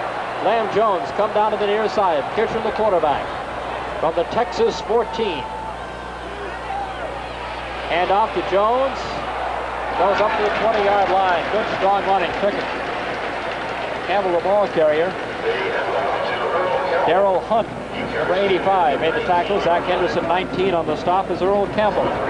Gets about 5 yards. It is 2nd down and 5. You know, Texas, when they run out of the eye, really don't run off tackle that much. One of the reasons is Johnny Lamb-Jones is a fine blocker, but he's not built like the fullback in the eye you'd like to see. Mike Lockett is in now at a flanker. He's actually a slot. He's inside Jackson at the top of the screen. Kitchen, the quarterback, calls the signals. Hands off. Again, it is Campbell coming to the left side. He is hit. Down he goes. Barry Bergen, 26. The sophomore from Stroud made a big defensive play for Oklahoma. George Cumbie, 28. You see right there, also over on the play. It'll be third down, Texas. That Oklahoma pursuit was awesome. There were 10 players within 3 yards of Campbell wearing white jerseys. They're down, Texas about 4. They need to reach just across the 24 for the first down.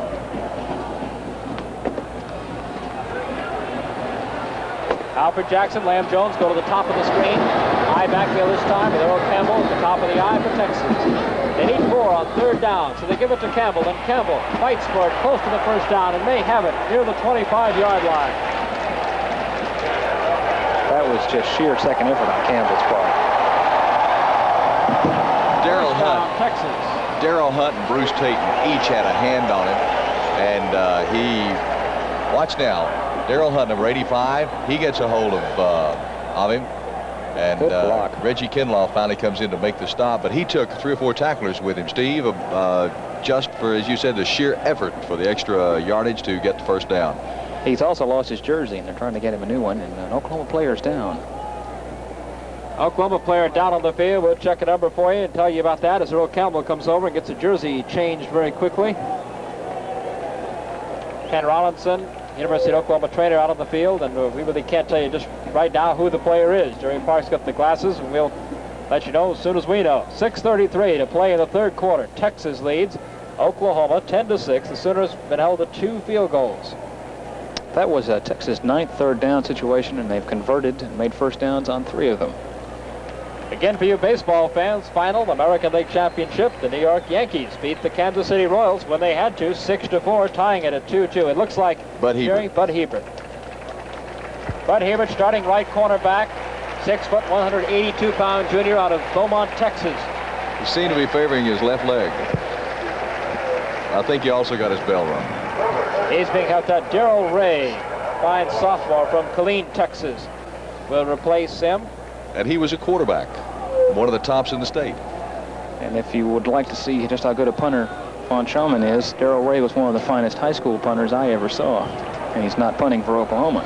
He had been doing some punting early in the season, and then Von Schaumann took that over as well. So Texas, on the big run by Earl Campbell, has a 1st and 10 at its own 25-yard line. High backfield for the Horns. Kitchen wants to throw for it. Overthrown, intended for Alfred Jackson at the 42, and the Texas fans roar for interference as Zach Henderson, 19, was behind him. Terry Peters, 16, in front of him, and Alfred Jackson looking around for a flag. I don't really think he should be looking around for one. He was extremely well covered. There were 3 Oklahoma players, but he just fell down stretching for the ball. That'll be 2nd down 10 for Texas now, again at his 25-yard line. Lockett comes out at flanker. That brings the Olympic gold medal winner, Johnny Lamb Jones, in. Jones goes to the top of the screen. Alfred Jackson comes to the bottom of the screen. Texas opens it up from the veer. They need to reach the 35 for the first down.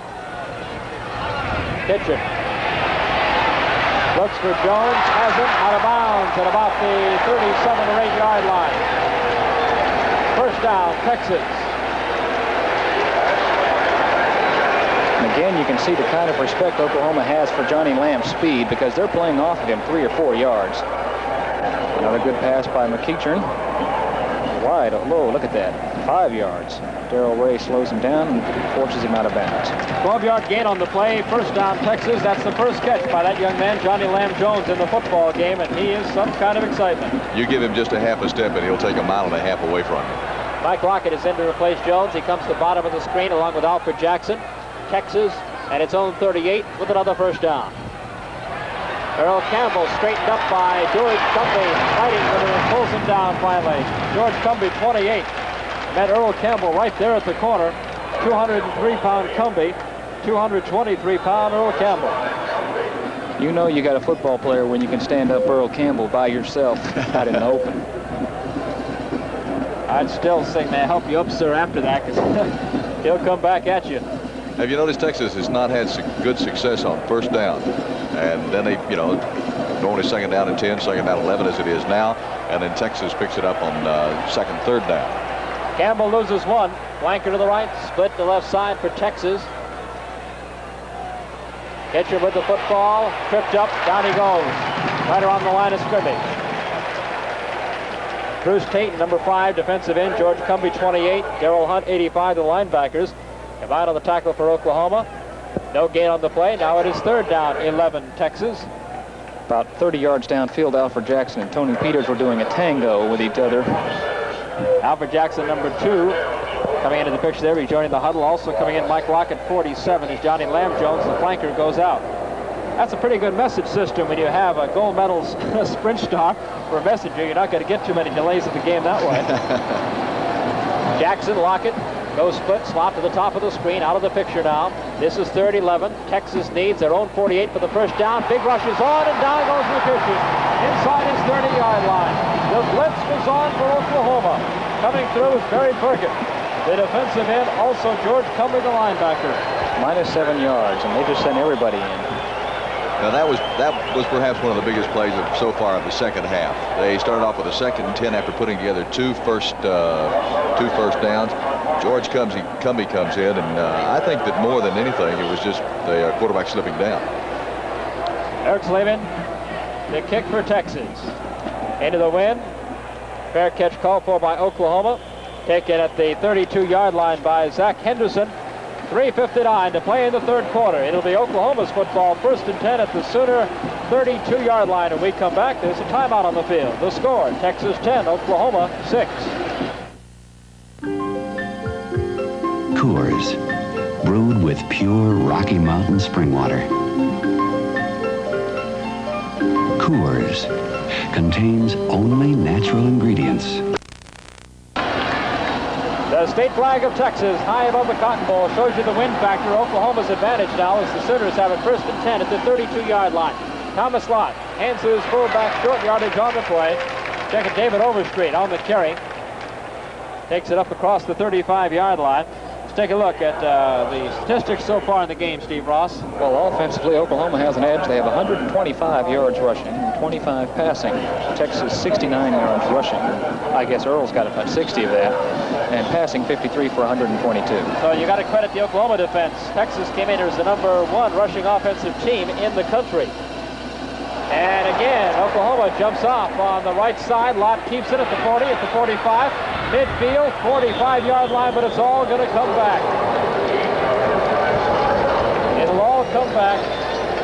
Looks like Sam Claflin, the big right tackle, again, jumped too soon. It'll be a legal procedure against the Sooners, and will cost them not only the 5 yards of the penalty, but a big gain by Thomas Lott.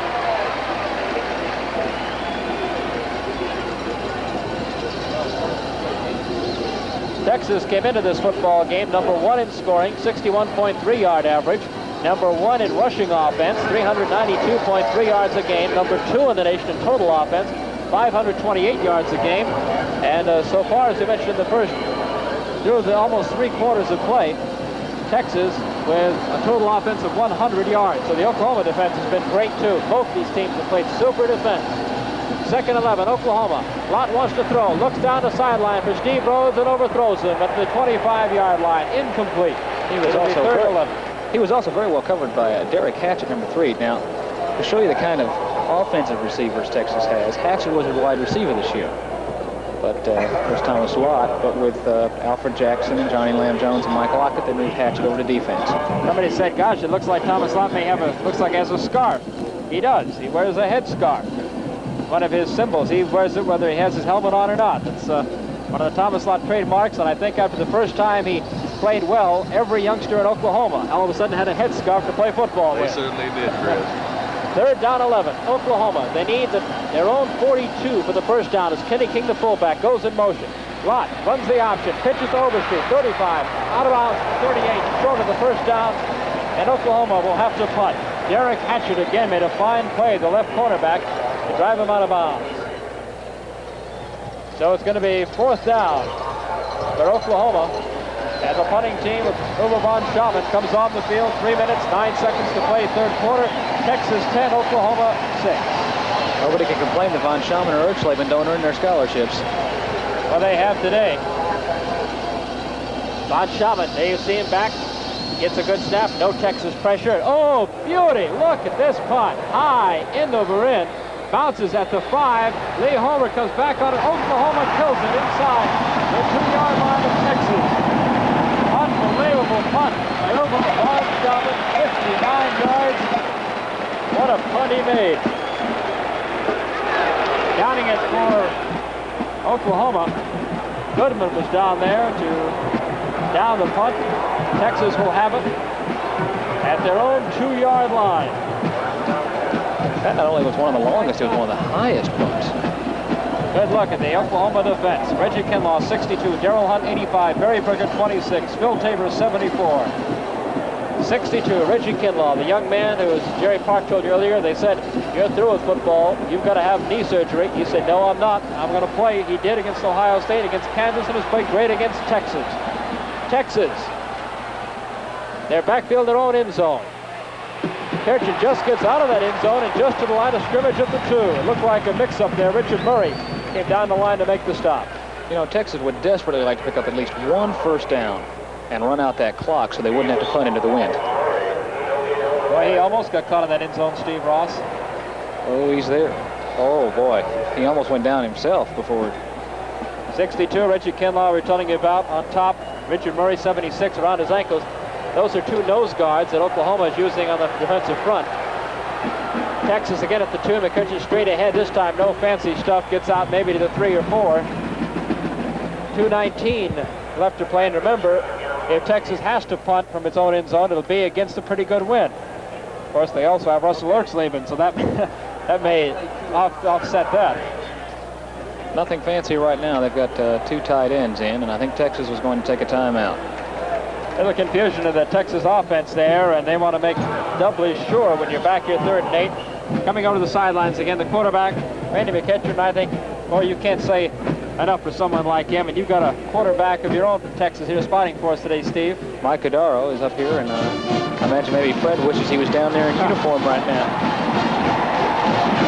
What a job Randy has done, though. The pressure that young man had to come in under, and he led him right down the field on Oklahoma, one of the finest defensive teams in college football, on an 80-yard march to score the only touchdown of this game, and he has really shown some poise.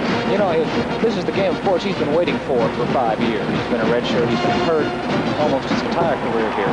And no matter what happens today, the coaches will be able to say when they go against Arkansas, Houston, Tech, and A&M, Randy took us 80 yards against one of the best football teams in the country. We have confidence in him. He can win for us. Texas and the home burnt orange, the famous longhorn on the side of the helmet. Oklahoma in their road whites, red helmet with a big white OU on the side. Well, this is a big down. Oh, it is indeed. This is 3rd down 8.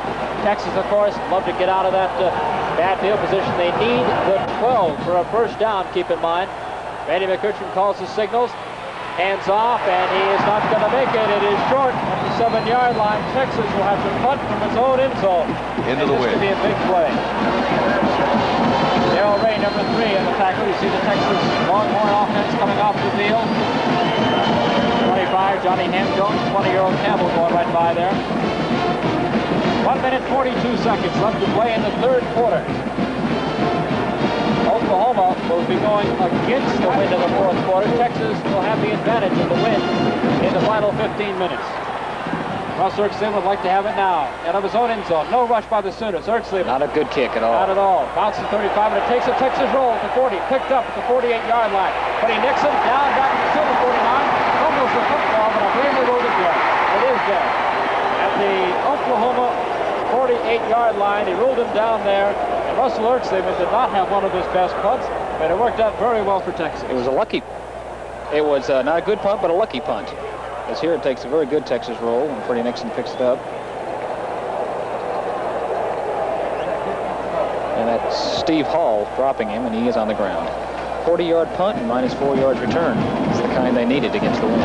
Yeah, but there was exactly half this crowd that had a few thrilling moments there just for a couple seconds, right? Texas fans thought they had the football. Oklahoma at its own 48, 1st and 10. Kenny King, the fullback, in motion to the top of the screen. Thomas Lott options around the corner. Makes a pitch to Overstreet. Infield and is knocked down there, and a flag goes flying. The flag was thrown away from the play. And the way the the Texas fans are cheering. It has to be against Oklahoma. Holding against the Sooners.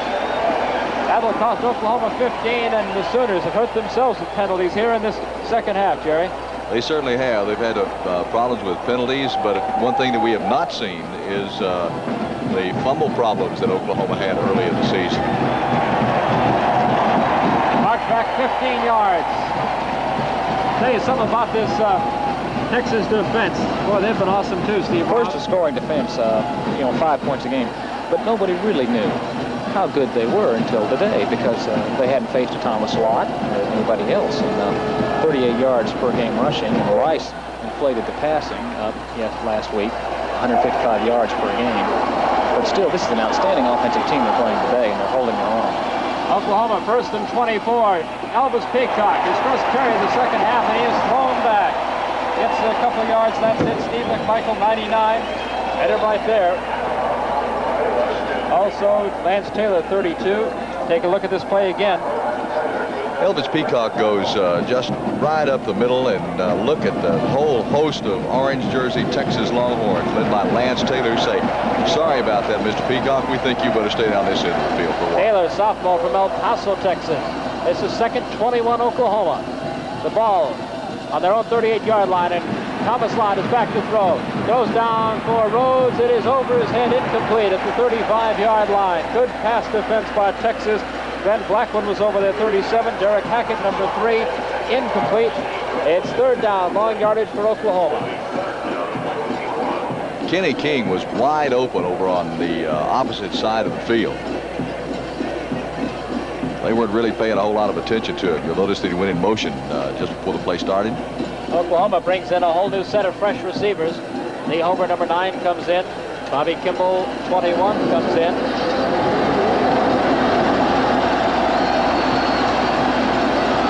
Oklahoma opens it up this time with a split to flanker. No wishbone. Third and 21. Lott throws way over the head of Bobby Kimball. He was up at the 35. Lott throwing down at the 20. Incomplete pass. And it'll be a punt time for Oklahoma again. 4th and 21. And the Texas fans cheer their defense. He was definitely open. The Texas defense looked confused by that formation and just how many people were coming out. And what, 3 wide receivers and Victor Hicks, the tight end? They must have thought they were playing Rice all of a sudden. Von Schaman will punt. The rush is on, and he has it blocked. A flag goes down.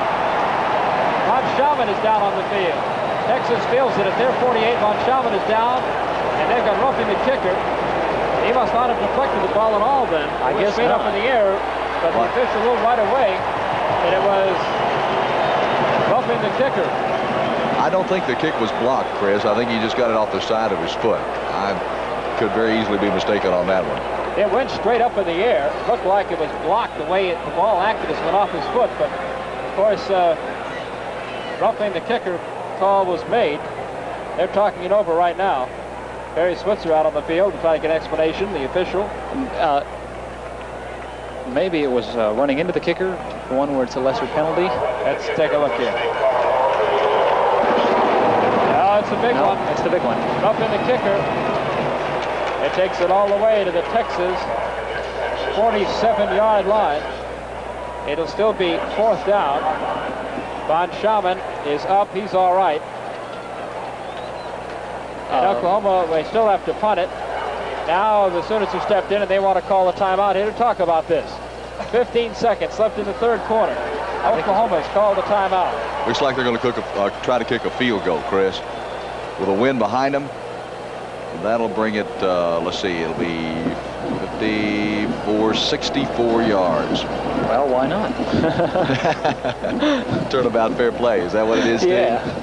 Von Schaman has the tee down on the Oklahoma side of the 50. About the 46.5-yard line, actually. And Von Schaman, you see him crouched down there, much as he was at Ohio State before that big field goal that won it for Oklahoma. He meditates, actually, before he kicks. He's into transcendental meditation and says it helps relax him. That has to be the toughest kick I've ever seen anybody make for pressure. Last play of the game against Ohio State. I was amazed he survived the celebration. I thought Oklahoma was going to bury him there. Okay, so Texas says, let's see if your guy can do what our guy does. Russell Earsleben has kicked a 64-yard field goal for the Horns. Here is everybody is standing. Chance. It's not going to do it. No good. Texas celebrating on the field some here as they're excited about it. Big Dwight Jefferson did a little dance out there as Montchavin cannot kick the 64-yard field goal. Texas will take over 1st and 10 at its own 20-yard line. He had the distance, Chris. It was long enough, just a little bit off the side. It is Texas 10, Oklahoma 6. We have just 9 seconds left in the third quarter. There again, some of the sellout crowd here at the Cotton Bowl, 72,032 capacity for the 32nd consecutive year. They were selling tickets outside the Cotton Bowl for $100 apiece before kickoff, and people were glad to pay it.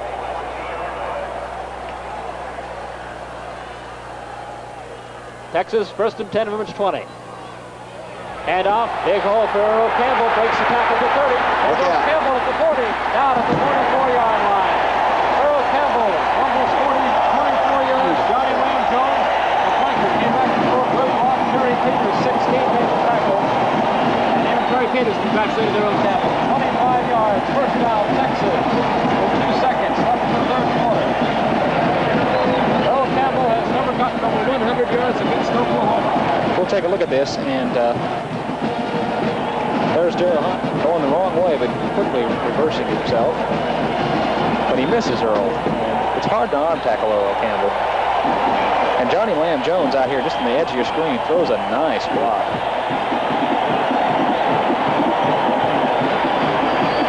That is the end of the third quarter. The score.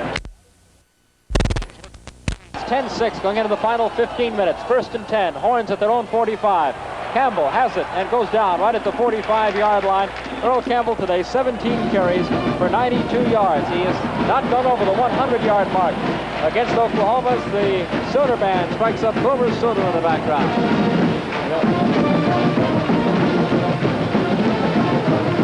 Look at those stats. Oklahoma quite a bit ahead in terms of total yardage with 141 yards rushing, only 59 for Texas.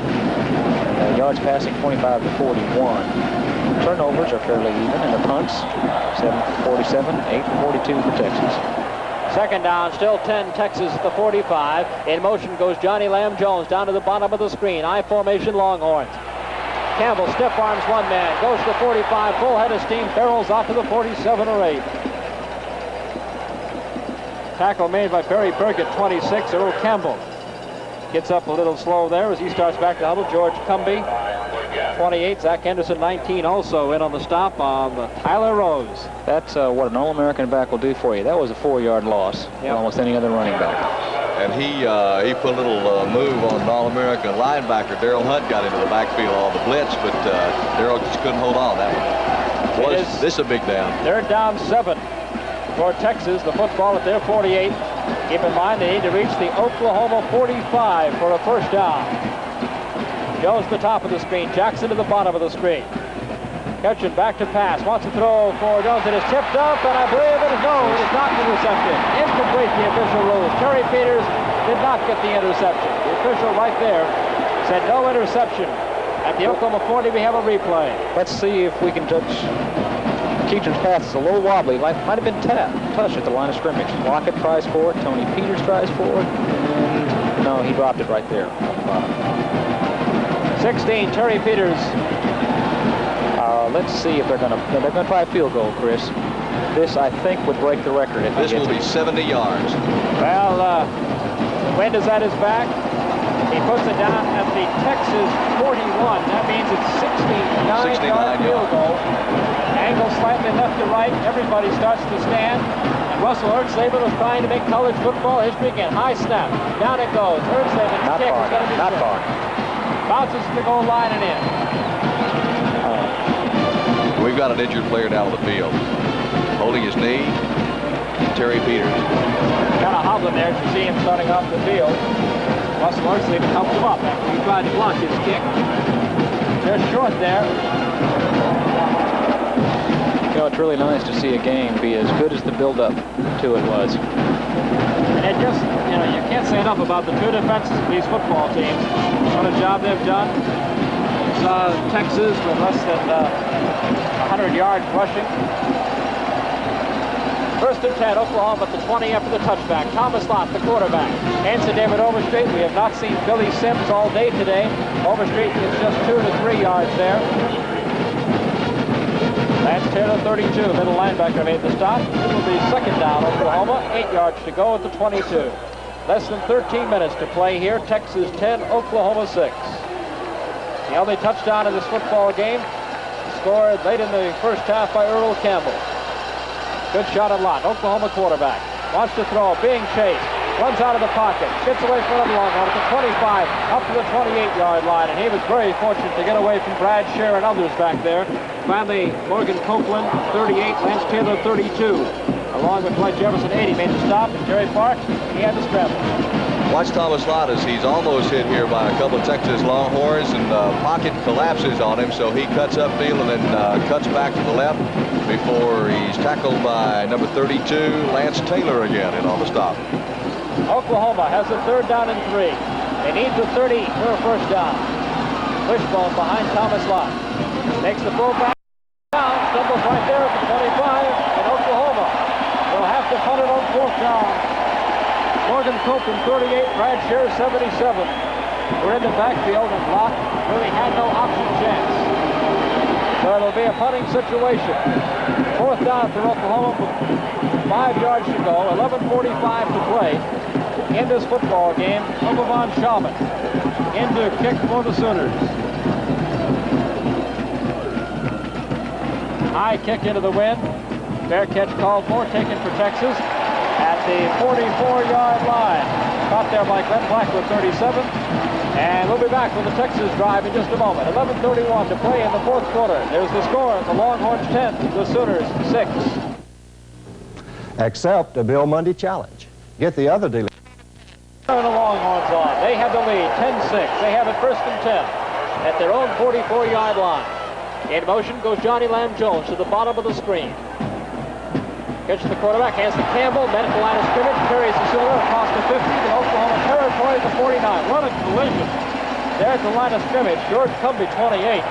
And Earl Campbell just ran through him there. There's Jeff Batts. Made a fine block, number 71 on this. And I'll look at Campbell. Now watch Jeff Batts, there's a good block, and then Campbell makes some more on his own. And George Cumbie fought right with him and finally held on for the tackle. You know, Jeb is 270 pounds, and he's lost 35 pounds. Second down 4 as Campbell gets 6, which gets him close to the 100 mark. Johnny Ham Jones, short gain there, close to a Texas first down in Oklahoma territory at the 46-yard line. Reggie Kinlaw, 62. George Cumbie, 28 on the tackles. They want to call for a measurement here to check this out.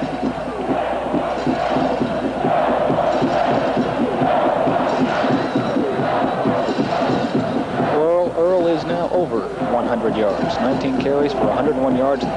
Jerry, how close are they? That's just about the length of the football, Steve. But it's only third down. About one step for Earl Campbell. Third down, Texas. Less than a yard to go. Football on the Oklahoma 46-yard line. Keep in mind, as Jerry pointed out earlier, and this could be a very big factor in this game, Jerry, Texas will play the fourth quarter with that wind that is swirling sometimes up near 20 miles an hour at its back. And we've got 10.5 minutes left in this football game, with Oklahoma trailing Texas 10-6. Of course, remember, it's the big play anytime for either one of these two schools. Wonder who will get it. Third down, short yardage. Earl Campbell spins away, still on his feet. At the 40, at the 35, at the 34, Earl Campbell.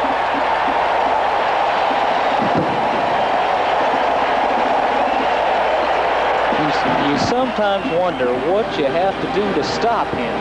Hit. Good hit. That's a good hit. And just spin away, spin away. Hit. Look at that. 4, 5. Well, he hit him solid, but he had to get help. Then it took 4 of them to bring him down. My goodness gracious. 12-yard gain for Earl Campbell. I believe that young man's fired up today. 20 carries, 113 yards for the senior from Texas. First down 10 at the Oklahoma 33-yard line for Texas. Jones gets just shoved back there. Don't send these little skinny guys in here against us, they say. 5'9", 180-pound Johnny Ham just got tossed back there. That must have been a relief for the Oklahoma defense. He got caught in there between Daryl Hunt and Reggie Kinlaw. That's an awful lot for little Johnny to get caught in between. Johnny Ham talking over the huddle. Don't call that one again. Well, that was an easy one for the Oklahoma Sooners. They've been watching Earl Campbell come down his throat all afternoon. That was kind of like a breather for him, I guess. Mike Lockett flanker at the bottom of the screen. Alfred Jackson top of the screen. Texas second down 10 at the Oklahoma 33-yard line. And off again it is Jones. Ham, of course, up the middle. Near the 30-yard line. It'll be third down. This will be a long yardage play for Texas now. And he's hurt. He's hurt. Uh-oh. It might be the hamstring again. He's had a problem with that for 2 years. Johnny Ham Jones down on the field here at the Cotton Bowl. The football right at the 30-yard line. It'll be third down and 7 Texas as they're working over Johnny Lamb Jones from Hamlin, Texas. You know, perhaps there are a lot of people who are watching telecast and I want to get an explanation as to why one's called Ham and one's called Lamb, Chris. Well, there's a timeout right now on the field. No, I guess not. We're going to try to get him off the field here, so we won't take a break here. I'm glad they call it, both of them Johnny Jones. That's been tough on us play-by-play guys. They didn't make some distinction. Lamb and Ham. How'd they come up with that, Steve? Well, Johnny Ham Jones is from Hamlin, and Johnny Lamb Jones from Lampasas. And Coach Royal came up with that because at the first start of fall practices, Johnny Jones get over here and 2 guys had run to him. And run very fast. Ham Jones, by the way, had 10 carries for 14 yards today. And Jones is on the bench. Jimmy Johnson, 29, and other speedsters in the backfield with Earl Campbell now. This is third and 7 Texas. They need the Oklahoma 23 for the first down. They throw for it. It is incomplete. A flag is down. Flag is down. They tried to hit the tight end, Gil Harris. He got held up in there. A flag went immediately up in the air as soon as the play started. And Texas is walking back, holding against the Longhorns. And yes, they'll take this one because this is Ertzleben territory here. That's a very key penalty because that's almost a chip shot from there. But now we're getting back into the 15, 60-yard range. We've been talking about the defenses and the offensive line. Watch them fight it here.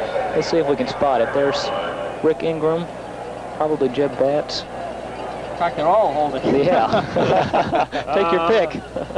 I tell those offensive linemen, they've got to do something. All these defensive guys coming full speed, throwing every which way. There's a good shot on the bench of Johnny Ham Jones, and they are working on that leg of his. It seems to be the right ankle or the right foot. Well, he is in some pain, though. You can see that. He certainly is. 8:37 to go. After the penalty, it is third down, 22 Texas. Maybe a little less than that. They're still trying to get to the Oklahoma 23. Hitching back to pass, sets up the screen.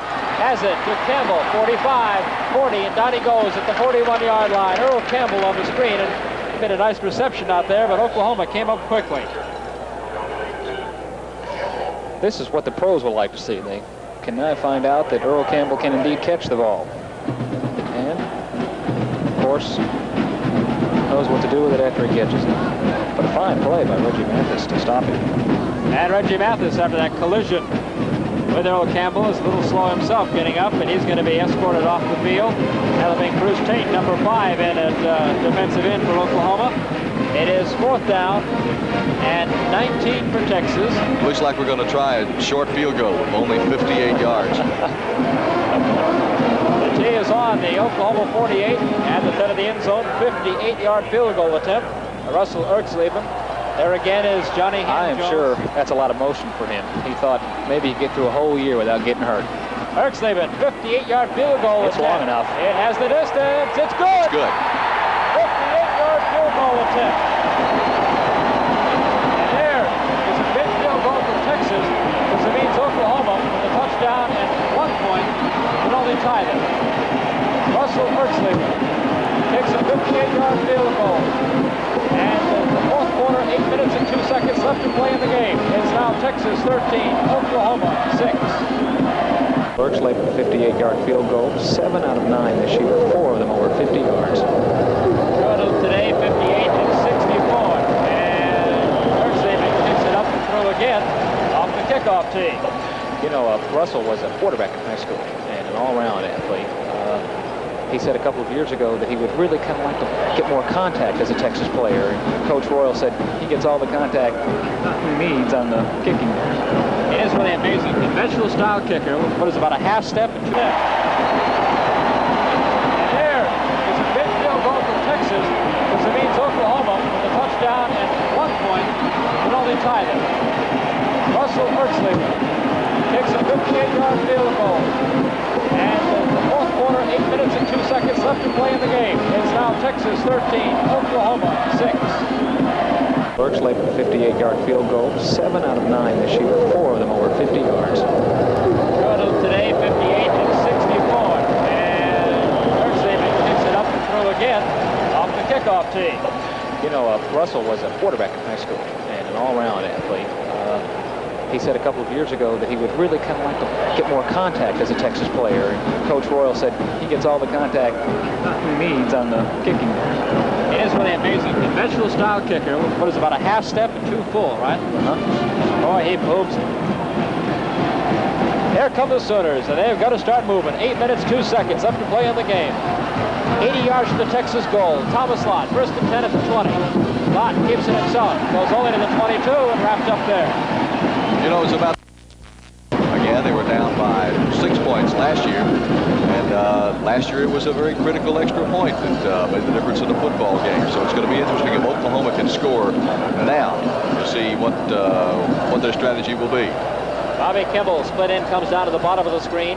Thomas Lott, Oklahoma wishbone behind him. Goes down with Peacock. He's going to throw back to Thomas Lott. He's got it at the 20, at the 25. Lott at the 30. First down at the 32. And razzle-dazzle for Oklahoma. First down. And if you look back at the history of Oklahoma, it was a little bit of razzle-dazzle against Nebraska last year. It was a pass play, Dean Blevins, and then a lateral. It was Steve Rhodes to Elvis Peacock that won the football game. So Oklahoma can use the razzle-dazzle to perfection. That was just one of the... When was the last time you saw a quarterback get a pass, huh? An 11-yard pass play. First and 10, Oklahoma at their own 32. 7:14 to play in the game. Peak going to throw, and it is complete to Steve Rhodes and Thomas Lott. It's Rhodes up around the 42. This does not look like an Oklahoma-Texas game all of a sudden, does it? Passing for Thomas Lott. Tommy fades back. He's got plenty of protection, plenty of time. He spots Steve Rhodes. Steve was in the clear and gets it just at the marker that's good enough for another Oklahoma first down. The Sooners begin to roll. 7:05 left on the clock, Chris. And I'll tell you what, we got a lot of football left here.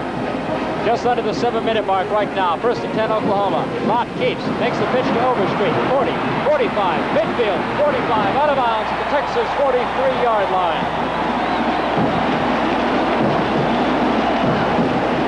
Run out of bounds by Johnny Johnson, the free safety, number 27. 15-yard gain on the play for David Overstreet. Now watch what Oklahoma's doing at this point. They are mixing up the plays a lot more than they have in the first part of the football game. Let's take a look at that play one more time. Watch as Thomas Lott will fake to the first man through. The pitch out just at the exact moment that he got hit. David Overstreet takes it down the sidelines before he's knocked out of bounds. Chris? Back to live action now. First and 10 play. Lott makes the pitch. This time it's Peacock. Peacock stumbles as he goes down near the Texas 41-yard line. He got tangled up over there as blocker David Overstreet, along with Glenn Blackwood, the right cornerback for Texas.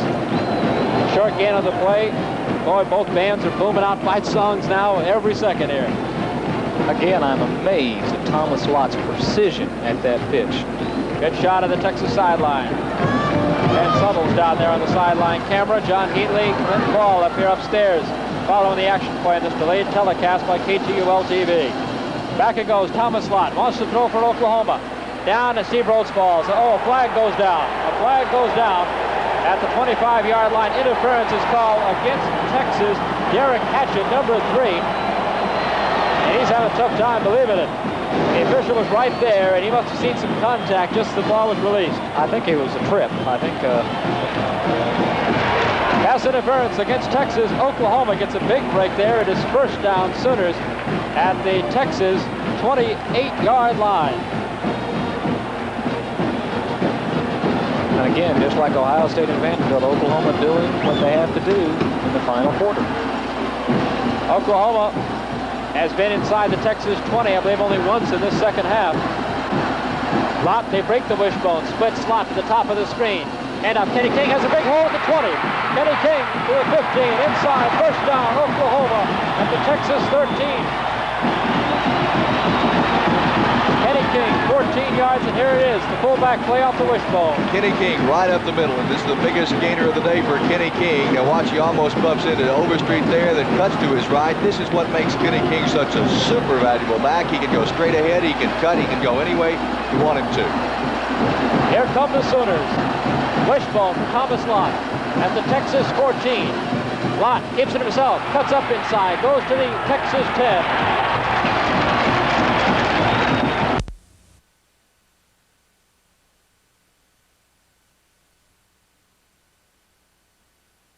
I'll tell you what, guys, next year, let's just play the fourth quarter. We'll worry about the other three. It always seems to come down to this, doesn't it? It really does. The 72nd meeting, Oklahoma, Texas, 2nd and 5. Oklahoma, ball on the 10, man in motion. Pitch to Elvis Peacock at the 10. Peacock stumbles down to about the 6. I believe it was the year before last when Horace Ivory made that, I think, a 37-yard run for a touchdown that won the game for the University of Oklahoma. Lance Taylor, 32. Johnny Johnson, 27 on the stop for Texas. And now it is 3rd down and 2, Oklahoma at the Texas 6-yard line. And of course, Steve, against Texas, this is a tough 2. The Sooners need to get to the 4. Thomas Lott says he can't hear, steps away. I can't imagine why he can't hear. Thomas Lott talks to the official.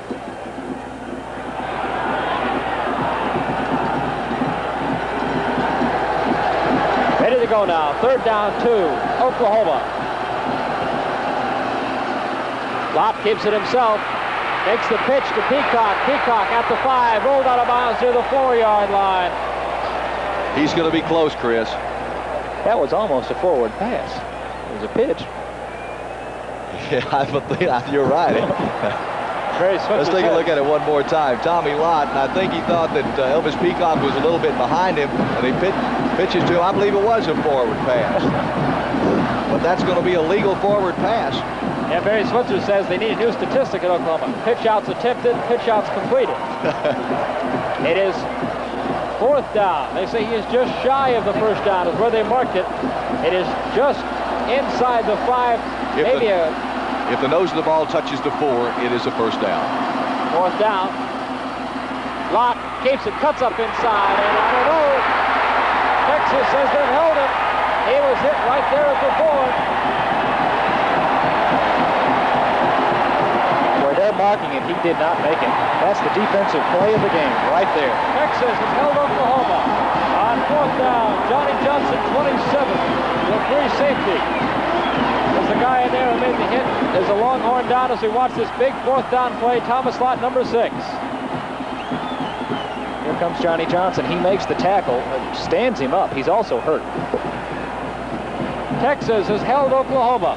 We'll pause here with 4 minutes and 3 seconds left to play. Texas 13, Oklahoma 6.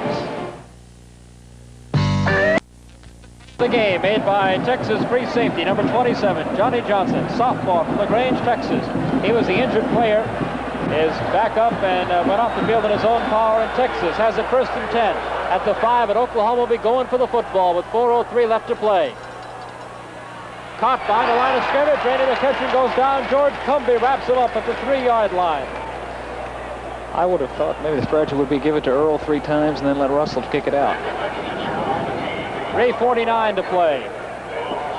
Both teams have 2 first downs, 2 timeouts, I should say, left in this football game. 3:39. Oklahoma trails Texas 13-6. Dave Hall, tight end, comes in. Alfred Jackson comes out. Johnny Lamb Jones, flanker, comes to the bottom of the screen. Texas 2nd and 12. Backed up at its own 3-yard line. And to Campbell, down he goes at about the 5-yard line, and that may be the strategy now. Let him run off some time off the clock, and Rick Saban come in and kick a long one for him. Dave Hudgens, number 70, makes the tackle for Oklahoma. There's a look at the Longhorn offense. Down now 3 minutes to play, Chris. Mike Lockett comes in as Jones comes out. There's 47. Lockett, sophomore from Fort Worth, Texas, in the game for the Longhorns. 2 minutes, 50 seconds to play. This is 3rd down, 9, Texas. The ball at their own 6-yard line. Lockett, flanker down the bottom of the screen. Campbell dropped at the 6-yard line, and Texas will punt to Oklahoma on 4th down and 9 with less than 2.5 minutes to play in the game. Earl Campbell. I don't know whether he's just tired. Yeah, he's just tired. Oh, he's got to be tired. 22 carries, 117 yards, won a 24-yard touchdown that has been the only touchdown of this football game. He's having a little trouble with his right leg.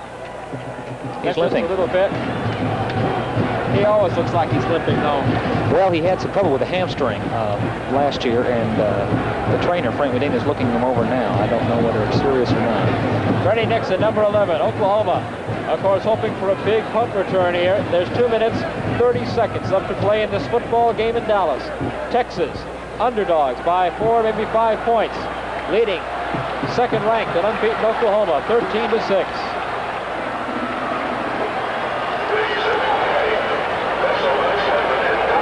Eric Saban in his own end zone. Let's see if the Sooners go after him.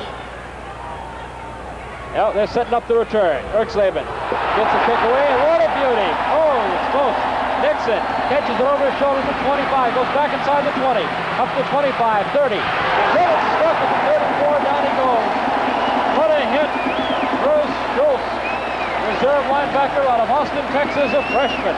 Came down the field to make that hit, 74 yards on the kick. Russell Eric Saban. Watch this. Bruce Schultz from Austin Crockett is a linebacker. A linebacker, mind you, and he's 6'6". What a hit. Oh. So Oklahoma has it 1st and 10. The Sooners at its own 34-yard line. They say they never think they lost the game. They always know there's time for them, and let's see what they do. Lott makes the pitch to Peacock. Tries to turn the corner. Stiff arms the man at the 35, out of bounds at the 40. Oklahoma's going to work the sidelines with the pitch outs and the passes and so forth to try to conserve what little time there is left on the clock. 2 minutes and 10 seconds. Oklahoma's down by 7 points, 13-6 to Texas. You know, Steve, we were talking at the top of the football game, and we talked about the fact that Texas really didn't know how good they were. Texas did not play a team that was a very good team up until now. I'll tell you what, Texas has a good football team. There's no doubt in my mind both of them deserve to be in the top 5. Thomas Lott, Oklahoma, 2nd down, 5 at the 40-yard line. Lott back to throw, wide open as Bobby Kimball has it, drops it at the 48-yard line of Texas. He was wide open by himself and simply dropped the football. Incomplete pass. 2 minutes and 5 seconds left. Thomas Lott back to pass, and he waves Steve Rhodes out just a little bit further. Here he is, Steve Rhodes, number 24. Bless his heart, he just dropped. Here's a big one, 3rd down, 5, Oklahoma now. They need to reach almost the 45 for a 1st down. Lott keeps it, loses the football. Scrambles back on it, back at the 34-yard line. And now it's 4th down for Oklahoma with a minute 56-55 clock counting left. The Sooners, I'm sure, are going to try for it. The clock is still moving. A minute 45 left to play. It'll be 4th down, Oklahoma, with about 11 yards to go. In comes Dean Blevins, out comes Thomas Lott. In comes Steve Rhodes. There's Barry Switzer. He has never lost to Texas. The Longhorn fans are cheering, but I think they're cheering one down too soon. This is 4th down. Dean Blevins in to throw for it. Needs 11. Scrambles out of the pocket. Dean's going to try to run for it, and he's not going to make it. Down at the 39-yard line, and Texas has held. 1:11 left to play. Lance Taylor 32, Steve McMichael 99, and the Longhorns can feel it now.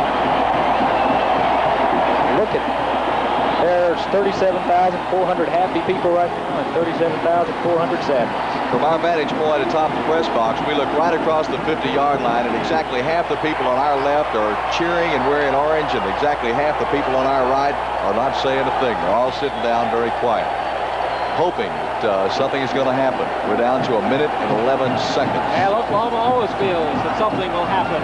It always seemed to have proved out for them. 1:11 left to play. Texas knows that too.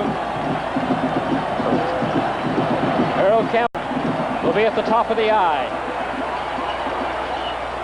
Jimmy Johnson, the back in front of him. There's the whistle. The flag goes in the air and delay of the game against Texas. 1 minute, 11 seconds left to play here at the Cotton Bowl. It is Texas leading Oklahoma 13-6.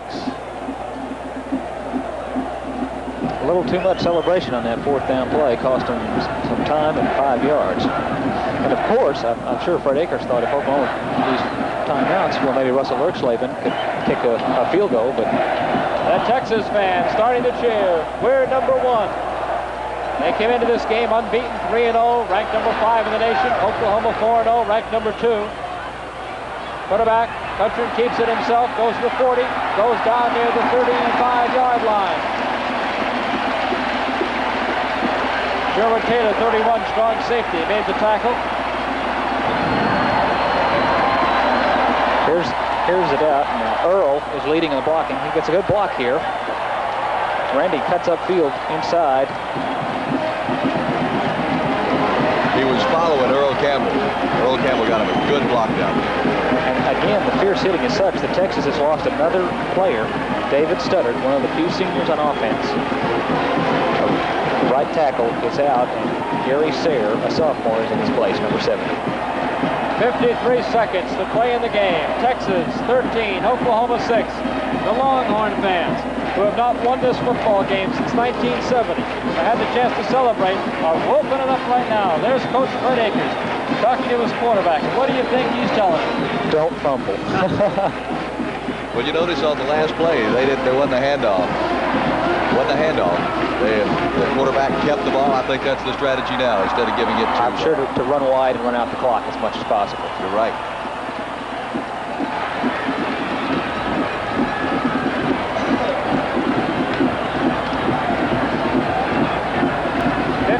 Seconds.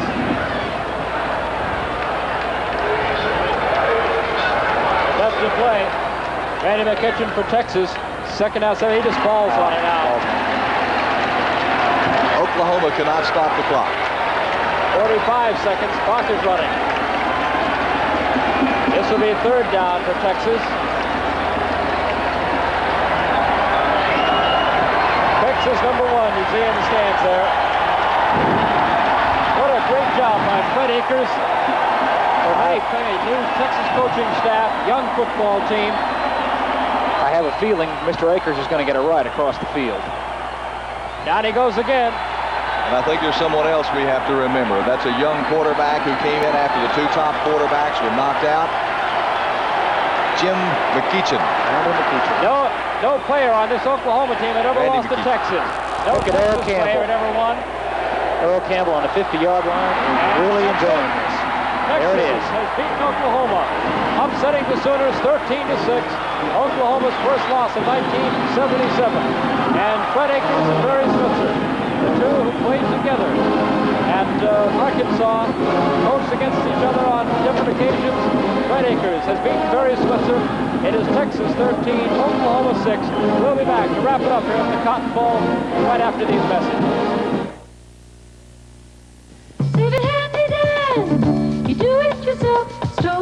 Want to really save on that paneling job? Well, now is the time at Handy Dan. Since 1970 has beaten Oklahoma. Texas 13, Oklahoma 6. And there you see the Oklahoma people. And for the Sooner fans, a long trip back across the Red River. But I tell you, I know they have to be thinking about this one and the many missed opportunities. There, of course, the 2 governors of the states, Governor David Bourne on the right, Governor Briscoe, of course, in the middle there, ready to exchange the trophy, the gold hat trophy, symbolic of this great rivalry in college football. Governor Bourne looks kind of glum there. Well, I can certainly sympathize with him and with the OU fans because it's a fantastic team. It played exceptionally well. There are the final statistics. Oklahoma really had the statistics today, but field position and kicking was a big difference. 12 for Oklahoma in first downs, 9 for Texas. Darrell Wells just came in the booth. We'll try to get him over here in a second. Yards rushing, 193 yards for Oklahoma, 120 yards for Texas. In passing, 46 yards Oklahoma, 57 for Texas. There you can see total yards. Both these teams well off their statistics. Their earlier games, 239 total yards to 177. Their turnovers, Texas 2 mistakes, but they were early. Oklahoma 1 fumble. And the punts, of course, you see 2 great punters, Russell Erxleben, along with Uwe Shaman, put on quite a display today. Texas beats Oklahoma 13-6, and there aren't many people in Texas happier about that than Darrell Royal Athletic Director. Congratulations, Coach. Well, it was just a tremendous win, and as I told you at halftime, the job that Fred Akers has done with our football program has just been marvelous. The fantastic job that he and his coaching staff have done. It was a total team victory. Gee, I've never seen a game so fiercely fought. Of course, every game I've ever come to the Texas-Oklahoma game has been fiercely fought. It's a big thrill for us, and it gets our program back up where it once was. And I'm just tickled to death for Fred and all the football players and his entire coaching staff. Well, I'm sure he'll take his hat off to you, Coach Royal. Those are Darrell Royal players down there, of course. Well, I tell you what, they're Fred Akers' coach. Coach, what a job. The 2 quarterbacks down early and to come back and the pressure on that young man. What a game for him. Well, Randy got a very severe knee injury last year, and I thought his football career was over. And this shows you what tenacity will do. It shows you what courage will do. He hung in there. I don't see how anybody could have possibly expected Randy McEachern to do any more than he did today. He handled the ball with confidence. He threw the ball expertly when he was called on to throw it. I'm tickled to death for Randy because it's been a long, hard road for him. I also would single out Dwight Jefferson. I thought Dwight was in this ball game totally as much as any player I've ever seen. Coach Earl Campbell again. Oh. He's the finest athlete you've ever seen. Earl's as good a football player as I've ever been around. I said that before. And you get him back in that I formation that Coach Akers has him in, and let him get his head of steam. He is hard to bring down. And both defenses proved that it's a game of emotion. Well, defense, I thought it'd be a low-scoring ball game. A lot of folks thought it would be a high-scoring ball game. I really didn't. I didn't think either team would take the ball and run up and down the field. Both of us have outstanding defensive football teams. I think this is the finest defensive football team Texas has had in quite a few years. Quite a statement. Coach Royal, again, congratulations to the University of Texas, to Fred Akers down on the field. Governor Briscoe is just accepting the trophy from Governor David Bourne of Oklahoma. The Texas fans aren't leaving here. They are celebrating this great victory for the University of Texas. Once again, the final score was Texas 13, Oklahoma 6. This is Chris Lincoln for Jerry Parks and Steve Ross. Today's game of production of KTUL TV Sports.